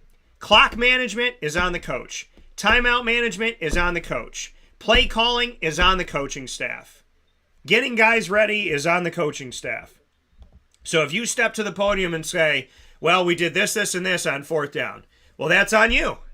Well, we did this, this, and this with clock management. Well, that's on you. Well, we called a timeout when we shouldn't have. Well, that's on you. Blowing your timeouts before the end of the game against Wake Forest when it was actually a game, that is on you. And not having your players ready is on you. Syracuse has gone through injuries. I'm not going to sit here and sugarcoat it. Most of their defensive line is hurt. But how about this? Watch this. The offensive line of Syracuse didn't have anybody this past week against Wake Forest that they had in the position that they had the week before. They started 3 guys that didn't start the week before, and they moved the 2 starters to different positions. So you got a totally different offensive line this past week. And you got Enrique A. Cruz Jr. playing at left tackle, Dakota Davis moving from right tackle to left guard, Josh Alawa moving to center, or putting him at center, which moves Carlos Vettorello out to right tackle, who is playing center, and Jacob Bradford into right guard. That entire offensive line was different. And what happened for the first time in 6 weeks? Sean Tucker ran for over 100 yards. Sean Tucker looked like Sean Tucker. So don't sit here and tell me, well, we can't have Sean Tucker because this, that, and the third. No. One of the best guys, if not the best guy, to ever deal with Dino coming out of halftime is Dave Clawson. He figures out Dino arguably better than any other head coach in the nation, And I put him above Dabo Swinney because Dabo Swinney figures out Dino in the first half. That's why Dabo's not a part of this argument. But Dave Clawson figures him out in the second half. Whenever there's blowout games, whenever there's high-scoring games, he is the coach that can figure out Dino. He can withstand Dino. He can outlast Dino. Dave Clawson does it. But this offensive line, all of these changes, I asked Dino, are you going to mix it up? Are you going to change it up? You got guys 4 games or less. You can put guys out there, and you can still redshirt them because of the 4-game or less rule in college football that was implemented a few years ago. So are you going to look at that? Are you going to use that? And he talked with me about that. He liked the question. And he mixed up the line this week, and it worked. So don't tell me that somebody can't be ready. That's on you as a coach. Yeah, when Michael Jones goes down, it's hard. It's difficult. When you got to play backups to your top guy on defense, your quarterback of the defense, I understand that. But at the end of the day, Syracuse looks like they've been going through the motions. They went through the motions against Florida State, who looked like they were playing against a scout team in practice. They went through the motions in a lot of different ways in a lot of different places. You can't just rest on, well, we're going to a bowl game. Well, we made a bowl game. Let me sit this guy out. Let me do this. Let me be vanilla on my offense. Let me throw to one guy. Let me run with one guy. Let me only run Sean Tucker up the middle. Let's not show anybody anything in the playbook. You're 11 games into the season. You got to show your playbook. At this point, what are you hiding? What are you doing? I want to see Syracuse try to win, and I saw that against Wake Forest. I didn't see that against Florida State. I didn't really see it against Notre Dame. At Clemson, they beat the hell out of themselves. And against Pittsburgh, the offense was atrocious. So, yes, injuries happen, but that is something you have to prepare yourself for. Great coaches are ready for injuries, are ready for adjustments, are ready for halftime, are ready for when a team goes cold, are ready for when a team needs a pep talk, are ready for a timeout, are ready for a clock management situation. Arguably, Scott Schaefer got fired because he didn't handle the clock well and he didn't use his timeouts well. And Dino's doing the exact same thing right now. And I'm not asking for Dino's head. I want Dino to win. I want Dino to be successful. I've suggested the things that I thought would be successful to Dino, and they have worked. I want to see Syracuse win. I want to see these guys win. I want to see my city win. But they have to make adjustments, and they have to do better. And I am frustrated, and I have every reason to be frustrated, because a lot of the things that are happening right now are correctable. And if I see one more dang holding penalty on a touchdown play that gets called back for Syracuse, I'm going to lose my friggin' head. So fix the things you can fix. Be smart where you can be smart. Stop beating yourself. And that strength and conditioning coach that you got rid of Will Hicks to put that guy in for, he better be ready. Because Coach Hicks is one of the best coaches who has a connection to all 32 NFL franchises. And if you're going to oust him and not let him do his job anymore, which is going to affect the NFL connection to Syracuse for years to come, and it has, and the bridge to the NFL has not been as easy as it was when Will Hicks was there. If you're going to do that to Coach Hicks, you better dang well be ready. Because strength and conditioning, I'm not seeing right now, and I'm frustrated as all get out because you have a strength and conditioning coach right there at Syracuse University, and you put him in a BS job and sat him in some cubicle somewhere when he should be out there with the guys working with him, because he's the one that sent first-round NFL draft picks there. Rant's over, but dang it if I'm not pissed off right now. Well, you said it, didn't you? That goes back to the point that I was saying that these schools, the big schools, have 75 to 90 players on their team. That's why there's a third, fourth, or fifth string. If someone gets hurt, the next guy's got to move up. I know it's a cliche, next man up, but the coaches got to be smart enough to figure this out. Why? You can get hurt playing a cupcake like Alabama and Austin Peay. Alabama won a game 34-0 with 21-0 in the first quarter, and the rest of the game he played other players. Yep. Florida State and Louisiana Raging Cajun. That game was over in the first quarter. Florida State played a bunch of their other players. If you got to find out how good your players are that are backing up the players that you're supposed to be backing up. Yeah. Now, quarterback's a different deal, but if you've got 7 or 8 offensive linemen, and they're interchangeable between guard and tackle and so on. If one guard gets down, and that guy can come up and move right in. That's what I like about the NFL. The NFL has 5 guys in line of scrimmage, and frankly, all 5 of them can play three positions. That's what I like about the Jaguars, at least. But, you make good points, and it's unfortunate. I think we're playing too many games, too.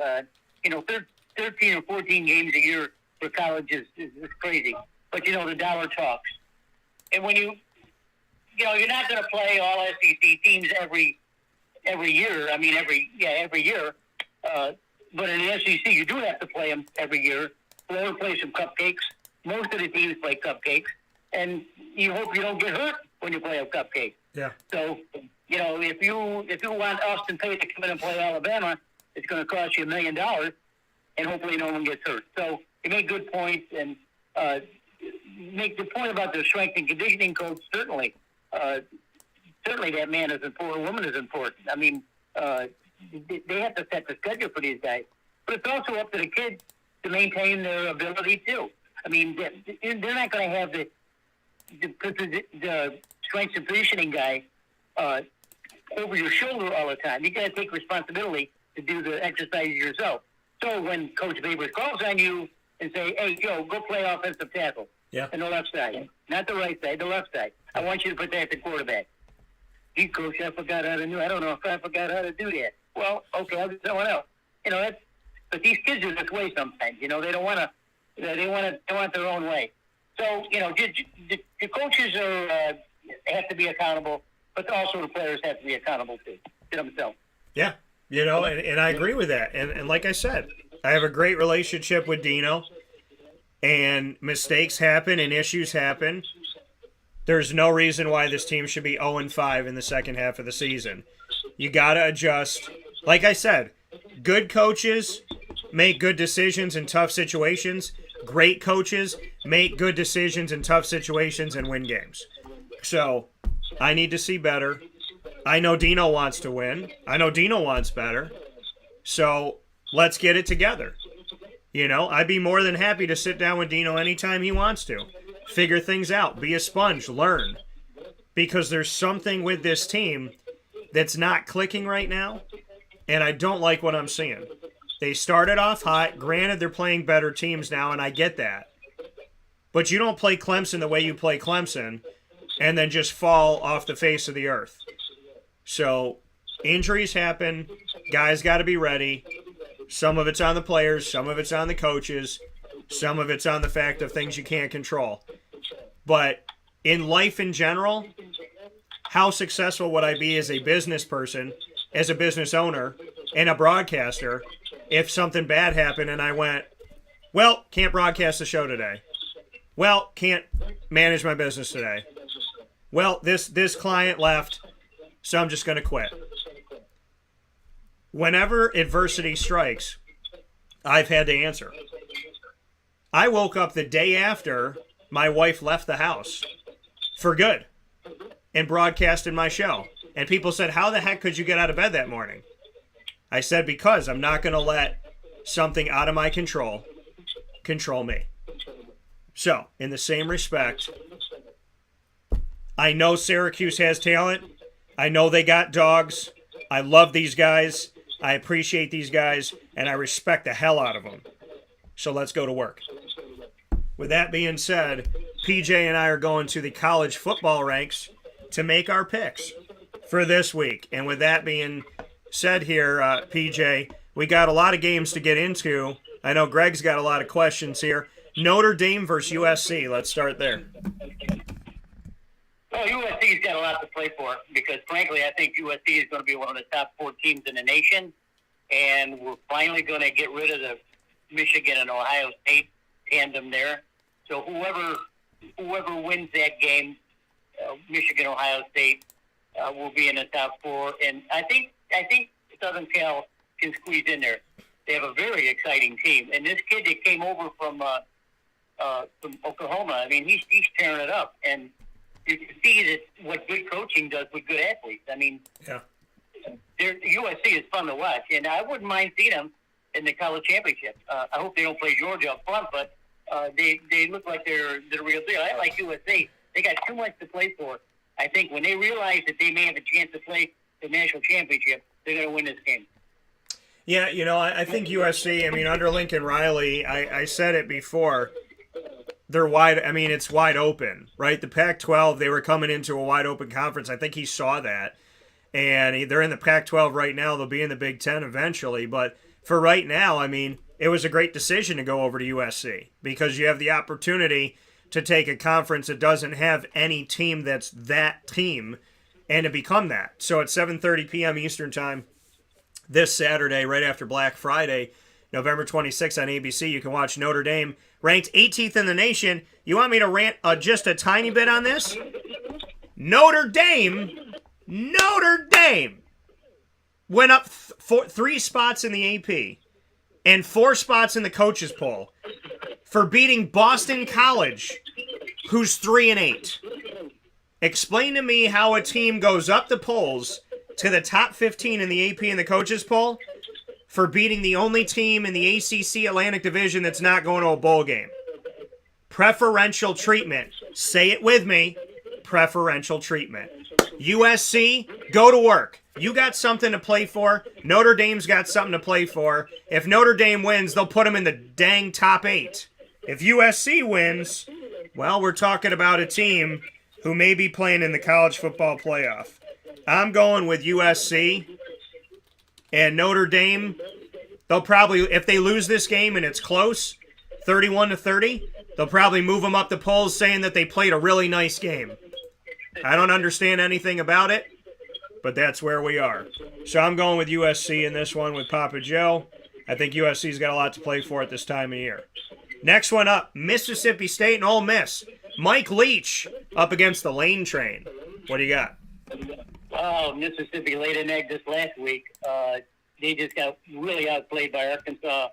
Both of these guys are so offensive-minded that they're going to have fun trying to outthink each other. Yeah. I think Mississippi has a better team, and I look for them to win this game. Yeah, I think Ole Miss, in my opinion, I think they have the better team here. Ole Miss has pushed teams like Alabama this season, which I love. I don't think Alabama's down. I just think other teams have gotten better. I don't want to take anything away from Alabama, and I don't want to take anything away from the teams that have played so competitively against them. So, to me, I think that Ole Miss has a good shot at taking care of business in this one against Mississippi State, and I think that they will. I think Ole Miss is going to get the victory here. That game is going to be played on Thanksgiving Day, which I don't think is fair to anybody, but it's going to be on. Mississippi State at Ole Miss. Ole Miss 14th in the country. 7 p.m. Eastern Time on ESPN. So I'm going to go and agree with Papa Joe, and I'm going to go with this one here, and we're going to have that happen here. So Jay said you need to do live. A new paid league. Oh, okay. So they're saying something here on this. So with that being said, we're going to go Mississippi State at Ole Miss, and PJ and I both going with Ole Miss in this one. So picking Ole Miss. The next game we have up, Papa Joe, that we're going to head into here is going to bring us to a matchup that we have between Michigan and Ohio State. The game that the committee's been waiting for, and the game that I've been looking at saying, 2 top 3 teams in the country. Wow, this has got to be the game of the week. It's a huge game. These are 2 teams vying for the college football playoff. 2 of the best teams in the nation. 2 of the top 4 teams in the country. Blah, not true. Look at who Ole Miss has played. Almost nobody. Look at who Michigan's played. Almost nobody. And Ohio State has had 8 home games this season. 8. Most teams have 6 or 7. 8 home games this season. Most of the teams they played unranked. The one team they played that was ranked besides Michigan was Penn State, who was ranked too high. The other team they played was Notre Dame, who was preseason ranked 5, that didn't earn that 5 spot, and they showed that. Who's Michigan played? A whole lot of nobody as well. They barely got by this past week. Michigan just barely squeaked by this week on a field goal at the last second to win by a couple points. Yet the nation is telling us that this is the marquee game. This is the game of the week. This is the game for all the marbles. No, This is two teams that haven't played anybody. They got a lot of preferential treatment. They got ranked really, really high because they know somebody who knows somebody who knows somebody, and not because they did anything on paper to show it to me. If this was the American Athletic Conference, they would have looked at all these unranked teams and said, you didn't play anybody to deserve to be in the top 25, let alone the top 15, let alone the top 10. But if you're in the Big Ten and you play nobody, you get to play for the rights of the college football playoff. And there's a lot on the line in this game, and I don't know why. What are your thoughts, Papa Joe, on Ohio State and Michigan? Well, this is true. There's a lot on the line for this game, and to be fair to both schools, I mean, they've taken care of business, and I know that we hammer them pretty well, and justifiably so. I mean, they just they're so much better, along with Penn State, than the rest of the league. This is strictly a toss-up game. I don't know how else you could say it. The only reason I'm going to say it's a toss-up, Ohio State's favorites, because they're playing at home. Yeah. So Ohio State should be able to win the game. I think what we're finally going to see is that one of these teams gets out of the way so the other teams can battle for the four teams that are going to go to the playoff. Yeah. TCU has woke me up. Let me tell you, I had to watch them play last week. Damn, they can play. Yeah. They can play. Yes, they can. And you got Clemson hanging around. You got USC hanging around. Michigan or Ohio State hopefully won't be hanging around. Georgia, is going to win the whole damn thing. So it's a tough game. The kids have to understand this. They say, listen, our season is right here in front of us. If we beat Michigan, we're going to play again for a national championship, just like we do every year. Even though we don't win it, we're playing for it. And that's what I think Ohio State has to win. Yeah. And that's the thing is, you got to get there. In the COVID year, they didn't play until 6 weeks into the season. They went 5-0. They didn't even play enough games. They canceled 3 of their games. They shouldn't even have been in the Big Ten championship, but the Big Ten changed its rules and put them in. And then the college football playoff put them in, and when they played less games than everybody else, and the college football playoff allowed them to wait until all their guys were healthy from COVID. They got preferential. 2020 should have been the year that exposed everything to people. A lot of things got exposed in and out of the sports world. And if you don't see that the Big Ten has preferential treatment after 2020, then you're not looking. So the reality of it all is they want to put one of these teams in. That's why they made them 2 and 3. Whoever wins this game gets to get in, and then somebody else is fighting to squeak in. LSU, USC, one of those teams trying to sneak right in there. Tennessee played their way out, I think. But LSU's still alive, USC's still alive. Alabama's always alive because they just are, but they're not playing in the championship game, so I think that rules them out. But in a past year, a few years ago, they watched Georgia play Auburn, and they didn't even play in the SEC championship, and then the committee let Alabama in and took Auburn out, which made no sense to me whatsoever. And that was the year that UCF beat Auburn. So very interesting world that we live in, but USC's still alive, LSU's still alive, some other teams still alive in the grand scheme of things. I'm going to go with OHIO. I think Ohio State's going to take care of business here.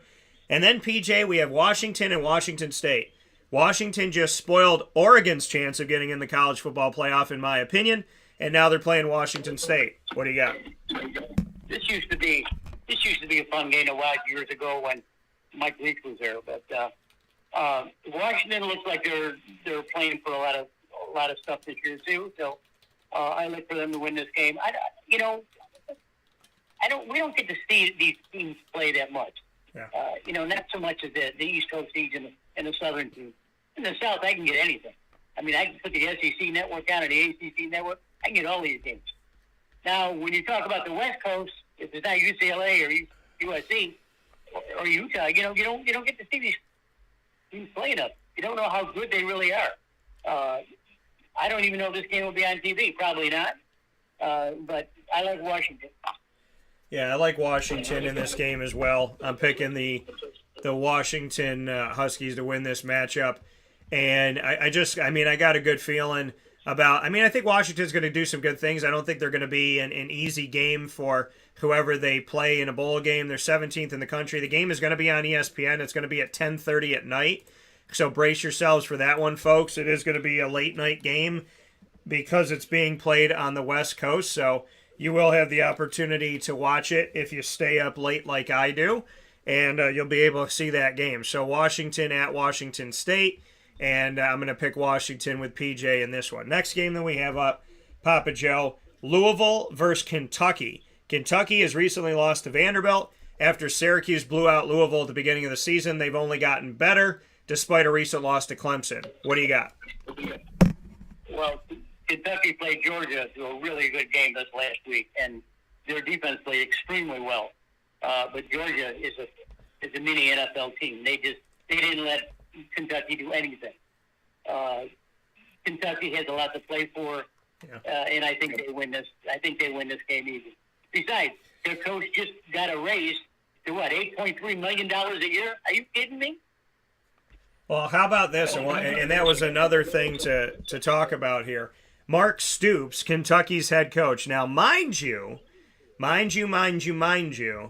that Kentucky has not ended the season as well as they have started the season. And so Kentucky folks, they're not ranked right now. They were ranked. They were ranked in the nation's top 8. Kentucky defeated a ranked Florida early. They lost to a ranked Ole Miss 22-19 on the road.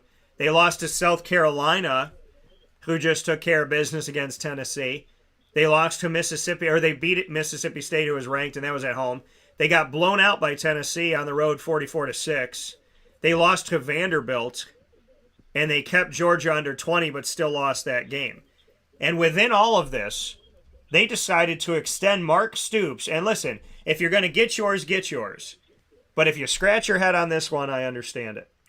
Mark Stoops signed a contract extension through June of 2031, which means he wouldn't be coaching in that season unless they extend it again. But through June of 2031, which this coming February will boost his annual base salary to $8.6 million plus incentives. That, folks, is the type of money you give to Jimbo Fisher. It's the type of money that you give to Dabo Swinney. And they're giving that type of money to Mark Stoops. After losing to Vanderbilt, he earned $6.35 million this season. Now he'll boost that up to $8.6. Over $2 million of a raise per season. Now, he had signed an extension last December that ran through June of 2028. It deletes the clause that automatically extended his contract by 1 year if Kentucky won 7 games and by 2 years for 10 wins. So he had an automatic extension, which took it out of the hands, which is actually a really good idea. It took it out of the hands of the athletic department and the athletic director, took it out of the hands of the boosters, that if he kept winning, if he got at least 7 wins, he was going to extend himself and extend himself and extend himself, which is a beautiful thing. So that is pretty special that he had that. Well, now he's got a new contract that's going to up that money. His buyout, it went from $1.75 million to $4.5 million if he leaves the program before this coming June 30th of 2023. That decreases $500,000 a year before June 30th each subsequent year. So the longer he stays, the more that goes down. But this is a team with a head coach who's gotten him ranked, got him in the top 10, got him winning, got him looking like more than just a basketball school. However, 2031 and $8.6 million? What do you think, PJ? That's awful. It's hideous money. What game are we talking about again? Louisville, Kentucky. But I want to get your thoughts on Mark Stoops. No. It's ridiculous. It's ludicrous money. I mean, it's play money. You know, you did, but you know, if you coach in the SEC and you beat these kind of teams, you're going to get the money. You know, it's not fair to the rest of the country, but you can tell how much money the SEC makes. Yeah. They make a lot of money from their television contracts, national contracts, regional contracts, local contracts. They got it all. So if you want to pay Nick Saban $10 million a year, you can do it. Yeah. If you want to pay Mark Stoops $8.6 million a year, you can do it. Yeah. But they're going to beat Louisville, and they're going to go to a good bowl game, and they deserve it. They played some good games, and they played Georgia tough this last weekend. So I like Kentucky in this game. You like Kentucky. I like the team that's like a fine wine every year that gets better with time. So I am going with Louisville to win this game on the road, even though they're both playing in the home state of Kentucky. Rivalry game looking good. I got Louisville winning this game. They just defeated NC State and did some damage to NC State in the polls by beating them in that one. Next game we have up here, PJ, Minnesota and Wisconsin. What are your thoughts? Major disappointment for my bros up there for Wisconsin this year, too. I thought they had the quarterback that was going to take them to the promised land. They're just not competitive with the bigger teams. Wisconsin used to be 3 yards in a cloud of dust. They'd have 300 and 350 yards rushing, and they would grind a team out. But it's not there anymore. I don't know. I think Wisconsin wins the game, mainly because, we're Milwaukee people. So I almost have to say Wisconsin. But it's not going to be a very good game. So I'm just hoping that Wisconsin can build for next year. Yeah, I'm going to pick Wisconsin because they're playing in Wisconsin. So that's the decider for me in this game. They're both bowl eligible. Not pretty, right? Not pretty. So Wisconsin is in 5th place in the Big Ten West. Minnesota's in 4th place. They're both 4-4 in the conference. So whoever wins this game will get above the other team.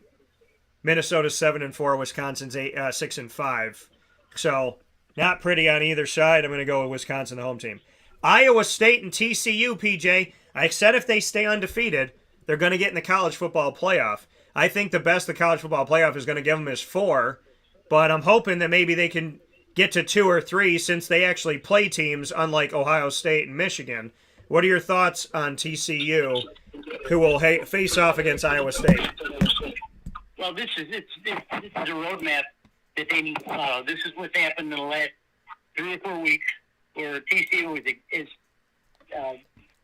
really looked tough. And I had to watch them this last week. I didn't believe that TCU was this good, and they were. They're undefeated. If they stay undefeated, they're going to be in the championship games. So TCU, I think, has a lot to play for. Yeah. Being number 4 in the nation and playing at home. I think this is a runaway. Yeah, TCU knows everything that's on the line here. This game is going to be at 4 p.m. Eastern Time on Fox. You can watch it Saturday, November 26th, while you're having some turkey leftovers. Iowa State this season is 4-7. At one point, they lost 5 games in a row. They've lost 7 of their last 8 games, only defeating West Virginia within that span. Started off 3-0 against Southeast Missouri State, at Iowa, and against Ohio. TCU knows what's at stake. Yes, Iowa State has the opportunity to play spoiler, and games like this can get a little bit uncomfortable for teams like TCU. But they kept Texas away. They've done good things all season. I want to see Texas Christian University and those Horned Frogs make it to the college football playoff. Because, yeah, they're in the quote-unquote Power 5 in the Big 12, but no, they don't get the respect that they deserve. The Baylors and the TCUs, they're telling the Oklahoma and the Texas, why don't you leave early? We don't need you here. Go to the SEC. Because guess what? TCU, Kansas State, they're in the top 2. Oklahoma State's in the top 4. Oklahoma, they're in the bottom 4. Texas is in the top 3. And they're 7-4 this season. TCU, Kansas State, Baylor in the last couple of years, and Oklahoma State are saying, we don't miss you already. TCU gets the dub, and they move on. Oregon and Oregon State. Can the Beavers chop down the Ducks' hopes at getting a New Year's Six Bowl? They this is a game. This is another rivalry game that we look forward to at the end of the year, like Florida State, and Auburn, Alabama, things like that. Yeah. This game should be competitive, but Oregon still has a lot to play for. Oregon State can get themselves a mid-major bowl, maybe with a win. But I think Oregon's got too much to lose on this. I know they're playing over Oregon State, but in Oregon, I don't think it makes any difference. I like Oregon. Yeah, and put it to you like this. Oregon State is ranked 23rd in the country right now. They're 8-3, but they have not beaten a ranked team all season. So a win over Oregon would be their first win over a ranked team this year, where Oregon has defeated ranked teams. They got blown out the start of the season against Georgia, but they've defeated BYU at home. They defeated UCLA at home. They defeated Utah at home. They lost to Washington, as I alluded to before, at home. This game is at Oregon State, though, so this will be their first road win against a top 25 team this season, and I think they're going to do it. So with Oregon going to Oregon State, PJ and I are both going to lean on the side of Oregon, and we got Oregon winning this game as our matchup that we have up here. So, PJ, I would be remiss if I didn't have us go to these teams. Playing on Friday, November 25th, we have some big old games happening. Before we get to your Florida game, there is still a lot to be decided in the American Athletic Conference. Tulane was number one. Then UCF was number one. Now Cincinnati's number one. In the past 3 weeks, the three top teams in the American have all traded the number one spot. And now Tulane has an opportunity to become number one again if they defeat Cincinnati. If they don't, then Cincinnati will be number one, and whoever wins this game is going to get the opportunity to host the American Athletic Championship game. It was going to be in New Orleans, then it was going to be in Orlando. Right now, if it happened today, it's going to be in Cincinnati, Ohio. But if Tulane wins, it goes back to New Orleans. So what are your thoughts on a game that means so much to these teams? Tulane, Cincinnati going up against each other. Tulane on the road at Cincinnati. Well, Cincinnati over the last several years here has really stuck their nose in front, and a lot of teams don't want to play a team like Cincinnati. I remember watching them a couple of years ago when they started to play really, really fast, and they haven't slowed up. They still play fast. Now Tulane is playing fast. Yeah. But Tulane surprised me this year. I had no idea. Frankly, I didn't even think about Tulane after their first 5 or 6 games. But then I started to pay attention to them, and they started getting a good win. I think that Tulane can win this game at Cincinnati. Yeah, and my thing is, if they get this W, I got an opportunity, potentially, of going back to New Orleans for the first time since I did Katrina relief back in 2006, 8 months after Katrina hit.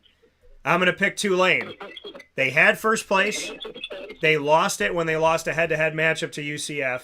Then UCF lost to Navy and helped out both Cincinnati and Tulane. Tulane has the opportunity of claiming something that they had the rights to. And I believe in Willie Fritz. Not that I don't believe in Luke Fickell. And this would be a win for the American. Because if the American can get one of the teams that's staying to host their championship game, that's a big moment for them as Cincinnati, UCF, and Houston are leaving. There was a time where we were looking at the fact that the teams that were leaving were going to play for the championship. And that would have been very bittersweet for the AAC as they're losing those 3 teams to the Big 12. So at noon Eastern time on ABC, they got a dang good network for this game. Tulane at Cincinnati. I will be watching this with bells on, and I can't wait to see this game. Tulane at Cincinnati, noon, ABC, playing for the rights of who is going to host the championship game in the American. And if Tulane gets it, then that's a win for the American, potentially, for years to come. NC State at North Carolina, PJ, what do you got? Dan, you broke up. I didn't quite hear that. NC State at North Carolina. Okay. Well, both of these teams are in the middle of the ACC, I guess. Neither one of them stick out too much. I know North Carolina is ranked number 18, but, big deal for that. There's nothing there. I love these rivalry games like this. South Carolina and Clemson, and I just love this kind of stuff. There's so much more to play for. It's just bragging rights, recruiting rights. That if you go to the North Carolina sideline, you're going to see a bunch of recruits that they're trying to bring in, and on the other side, you're going to see the NC State guys. They're trying to bring in a recruit. These kind of games are fun to watch. And in this particular game, I like UNC. I like North Carolina. Yeah, I'm going to go with North Carolina in this one just because NC State, what's been going on with them this season, they've obviously struggled. And it's been tough because NC State, love Dave Doran, big fan of him, always loved talking with him. So I got a lot of respect for the work that NC State has put in. And, I got a lot of respect for Mac Brown and his resurgence at North Carolina. But we look at what's happened with NC State this year and not having their quarterback, losing Devin Leary, who is one of the darlings of the ACC. And I think that ultimately with a team like North Carolina that can score a lot of points, I got to go with North Carolina in this. They're playing in the ACC Championship. It's going to be the Battle of the Carolinas, Clemson against North Carolina. And I'm excited to see it. A few weeks ago I thought, it's kind of underwhelming this year to see it. Maybe other than, outside other years that Clemson would play North Carolina in the ACC Championship. But now I'm trying to get I'm getting a little more pumped up for it now. I'm feeling a little bit better about it now. So I am excited to see it. And I'm excited to see what's going to happen. PJ, as we got a couple more games here to pick in this one, we have your Friday Night Lights game on Friday, November 25th on ABC. The Gators will leave Gainesville to head to Tallahassee. The 19th ranked Florida State team at 7:30 p.m. on ABC will take on the Florida Gators. We both said that Florida State was going to get here. We both said that Mike Norvell was going to make it all right. We both said 3 years ago, don't worry, Florida State. It's all going to be all right. And in the words of one of my favorite rappers, Kendrick Lamar, we gonna be all right. So, with that being said, Florida at Florida State. What do you got? Well, this game used to be important in college football for years. And over the last 4 or 5 years, Florida State's had a lot of problems. Florida's had problems with coaches and so on. But I've stuck with Florida, and I watch them, and I follow them. I follow their recruiting. I mean, I'm not going to give up on them. But the problem that I have right now is that Florida State has gone ahead, and Florida is falling behind. So they're not. Yeah. They were terrible programs a couple years ago, and Florida State has now increased it, and Florida has not. The only way that Florida can win this game is if they outscore Florida State. I don't know if you can do that. Florida State hung up 40-something on Miami, killed you guys at Syracuse, beat a cupcake this last week with 49 points. I think they can score in Florida at will. And if Anthony Richardson has a big game, then Florida may have a shot. But if Florida State is playing as well as they have in the last 3 weeks, I don't think this is going to be a contest. Boy, I hate to say that, but damn, I have to be realistic. I mean, both of these programs, they recruit the same kids, the same state, the same counties, the same high schools, and you got the bragging rights of the school, and Florida's just not going to have the bragging rights. I can't say it any more than that. I'm extremely disappointed this year, but it's just something that I'm going to have to live with. So, but in the meanwhile, I do have to pick Florida State over Florida. It kills me to do that, but I mean, I'm trying to be realistic here. Yeah, I'm gonna have to go with you on that one and pick Florida State. They're the better team. That's reality. I've talked about it. I was with Mike Norvell for 4 years at Memphis. I'm with Mike Norvell now, 3 years at Florida State. When he came to the Dome, got to spend some time with him, say hello, and greet a friend. I'm going with Mike Norvell. Not because he's a friend, but because he's a dang good coach. He just also so happens to be a friend as well. Auburn at Alabama, PJ. Does Auburn have any shot of giving Alabama their third loss of the season? No. Auburn's had some tough times too, but Alabama really pissed this whole season away by losing at least twice instead of once. Once they had a shot maybe of sneaking in to the championship because they're Alabama, but no, Alabama has too much to play for. They're going to get a major bowl, and Bryce Young is going to wind up being a superstar, and he's going to go to the NFL next year. So, Nick Saban's going to have them ready to play, and they're playing at Alabama. Yeah. But again, it doesn't make any difference if you're in Alabama, Auburn, Alabama. It's all the same state. But Alabama just got too much for them, and their defense looks like they can stop Auburn at will. So Yeah. Alabama looks like a runaway here.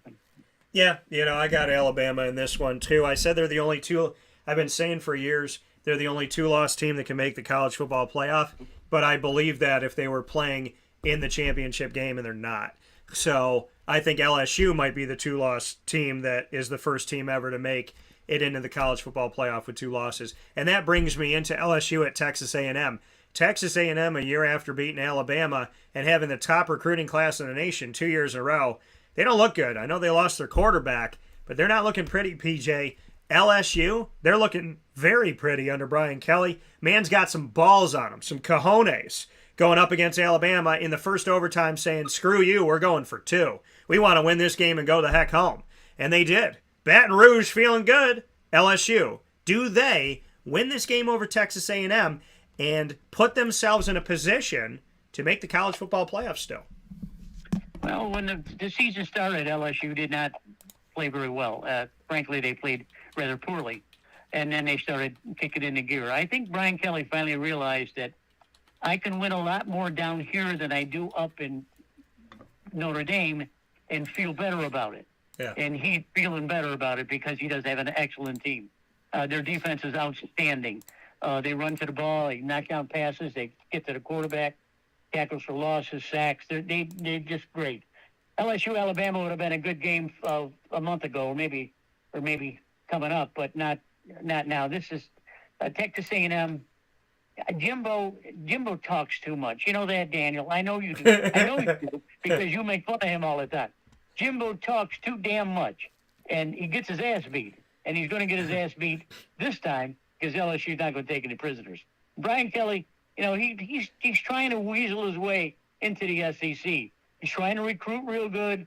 He's a northern boy coming down to the southern boys here, and he's got to do this, he's got to do that. Well, beating Jimbo Fisher at Texas A&M will be a major step for him. I like him. Yeah, I got LSU in this game as well. As I called it back in the day, years before he called it this, which shows that Shaquille O'Neal and I have similar brainwave patterns that link to each other, as I called it, Love Shack University. So I'm going with LSU in this one as well. And I love what Brian Kelly's doing down there. And I've gotten to interview Brian Kelly in my time because he's joined some of those ACC calls when they were an ACC team but not an ACC team. So I do appreciate Brian Kelly. And, I definitely love what he's doing at LSU. I'm an Ed Ogeron fan too, though, but big ups to Brian Kelly. Much love there. Final game before we get into a fast break and then the NFL, PJ. We're going extra hours because you deserve to have more, PJ. Just like you're going to eat way too much turkey than your stomach can handle, you're going to get way too much Papa Joe that maybe your brain can't handle, but we're going to get you through it. We're going to help you get there. PJ Takeover happening 2 days early with Turkey Day coming up this Thursday. PJ, we got the NFL to go to after a fast break, but we got one more game for college. Syracuse at Boston College. There are 7 teams in the Atlantic Division of the ACC. 6 of those 7 teams will be going to a bowl game. The only team that won't? Boston College, which apparently, if you beat them, you rise in the polls, which makes no sense. But Syracuse is playing BC on the road. They don't like each other. The game is probably going to be around 38, 40 degrees at kickoff, and it may be snowing. It will be raining during the day. What do you have for Syracuse at Boston College in a cold, potentially rainy, maybe snowy game at Chestnut, over in the Chestnut Hills area in Massachusetts, 7:30 p.m. Eastern Time on ESPN3. The tickets for the game are as low as $9. Cheaper than going to a movie in today's America. Syracuse at Boston College. What do you got? Oh, geez. Oh, Daniel, that's a tough one. Syracuse, we've had our disappointments this year, and the disappointments are our home teams. Yeah. You could be able to rise above that this time. And I think you should be able to handle Boston College. I think going to a bowl game with a 7-5 record and stopping a 5-game lose streak, I think that's very important to Dino Babers. Yeah. And I think he's going to emphasize that. I say, fellas, I don't want to have a losing streak going into a bowl game. We qualify for a bowl game, and I want us to stay up. They'll be 7-5 by the time you're done. Yeah, I got them winning this game, and Lord help us if they don't. But I got Syracuse winning this matchup. I believe that we will win. So I'm going with Syracuse in this one. With that being said, PJ and I are going to take a quick step aside. When we come back, we'll hit NFL Week 12, believe it or not. We'll hit the NFL Week 12. We'll give our thoughts on the games coming up, including the trio of games that will be played on Turkey Day. The Detroit game will probably be done before you even eat dinner. That's right, folks. It starts at noon. It's a very early game. And so we'll see Detroit, we'll see Dallas, as we always do, and we'll see that rotator game. We'll get into it after this fast break on Wake Up Call with Dan Tortora, where sports meets that thing called life. From inside of the Cafe Kubal studios, Papa Joe and I picking the NFL after the break and telling you what we're thankful for in the ingredients to success, proudly brought to you by Avicolli's on the corner of Route 57 and Wetzel Road in Liverpool, New York, where we will be tomorrow for a Thanksgiving Eve broadcast special. Right after I go live in the morning, I'm going to have another live broadcast back-to-back at 11:30 a.m. Eastern Time. Join us for lunch at Avicolli's, who's open this Wednesday, November 23rd, as we'll be there at 11:30 a.m. with Liverpool varsity girls basketball team and new head coach Mike Wheeler, who is back in the head coaching ranks after taking some time off. He is one of the best coaches we've had in Central and Upstate New York. Coached OCC forever and a day, and now he's coaching the varsity team with Liverpool right down the road from Avicolli's. We'll talk with him and his student athletes this Wednesday, November 23rd, 11:30 a.m. Eastern Time, following our normal broadcast, a wake-up call from 9 a.m. to 11. A lot of great stuff coming up on Thanksgiving Eve, and a lot more coming up from PJ and I right after this fast break where sports meets life on Wake Up Call with Dan Tortora.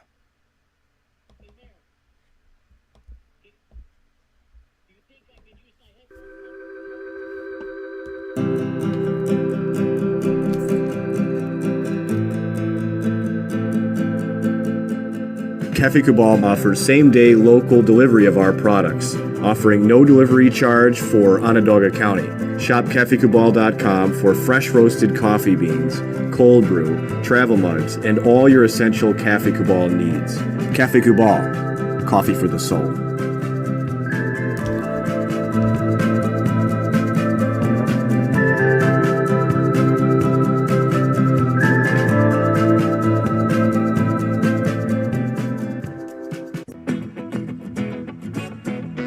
This is Amy from Mother's Cupboard, home of the whole frittata. We are open daily 6 a.m. to 1:30 p.m. For takeout orders, call 315-432-0942 and tune in to Wake Up Call with Dan Tortora for our monthly food challenge and try our Wake Up Call signature menu item available 7 days a week. Here at Mother's Cupboard, we are Central New York, and it's our honor to serve you. Ma and Pa's Kettle Corn and Popcorn Factory remind us that every day is worth celebrating. Find them at 201 Old 7th North Street in Liverpool, New York. Open Monday through Saturday in-store and all the time online at maandpaspopcorn.com. Serving our Central New York community and beyond, you can order all throughout the country at maandpaspopcorn.com. And remember to get your tins, which have in-store half-price refills forever. Ma and Pa's Kettle Corn and Popcorn Factory, available to you for fundraising and all of your events by calling 315-450-6272. That's 315-450-6272. Ma and Pa's Kettle Corn and Popcorn Factory. How corny are you?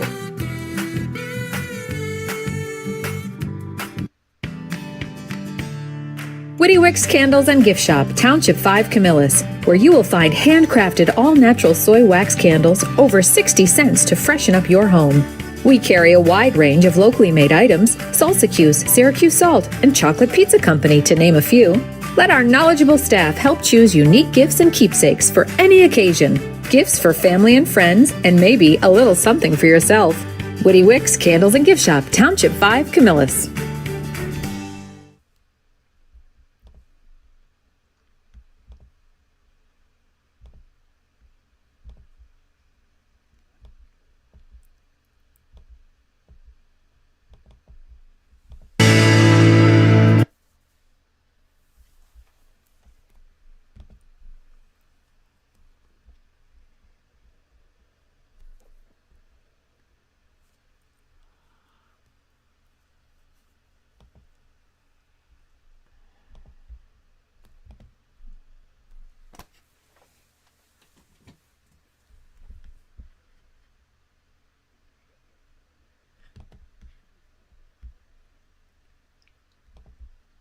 This is a special message from Merritt Brady, owner-operator of Chick-fil-A Watertown on 1290 Arsenal Street in Watertown, New York. Chick-fil-A for me has always been about the people. I think it starts with the strength and leadership of the Cathy family. It's just amazing to see a family-run business reach the altitude that they have. Second mile service is something that we embodied at my previous business, and the ability to make people feel like they're the only person at your establishment, that you are there to serve them that day and looking for those extra ways to make them happy, to anticipate what they need next is what makes me tick. And I'm going to have so many opportunities at Chick-fil-A to do that. It's one of my favorite things to eat in the world. My favorite application question or interview question when I'm interviewing is when I get to, have you ever eaten at Chick-fil-A?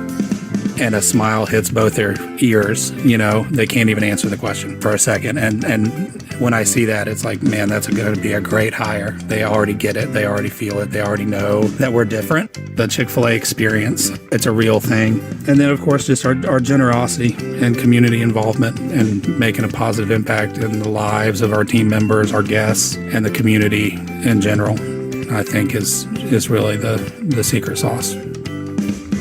Chick-fil-A Watertown on 1290 Arsenal Street in Watertown, New York. Coming to you fall 2022.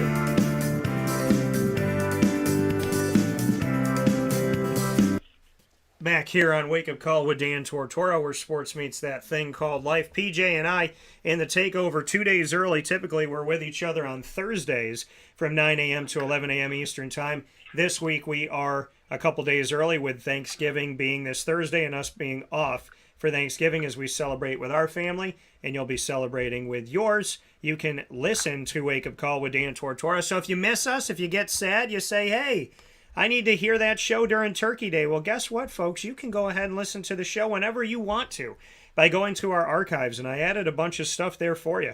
You can search Wake Up Call with Dan Tortora or one word, Wake Up Call DT, on any one of these archives internationally.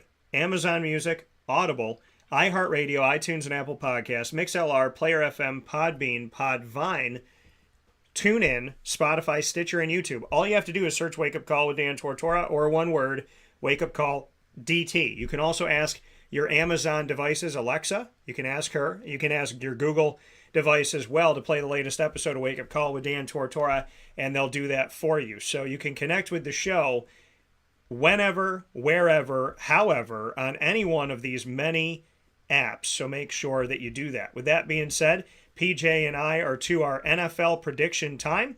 So we're going to head off to the NFL right now and take a look at these games that we have coming up. There's a trio of games we're going to see on Turkey Day.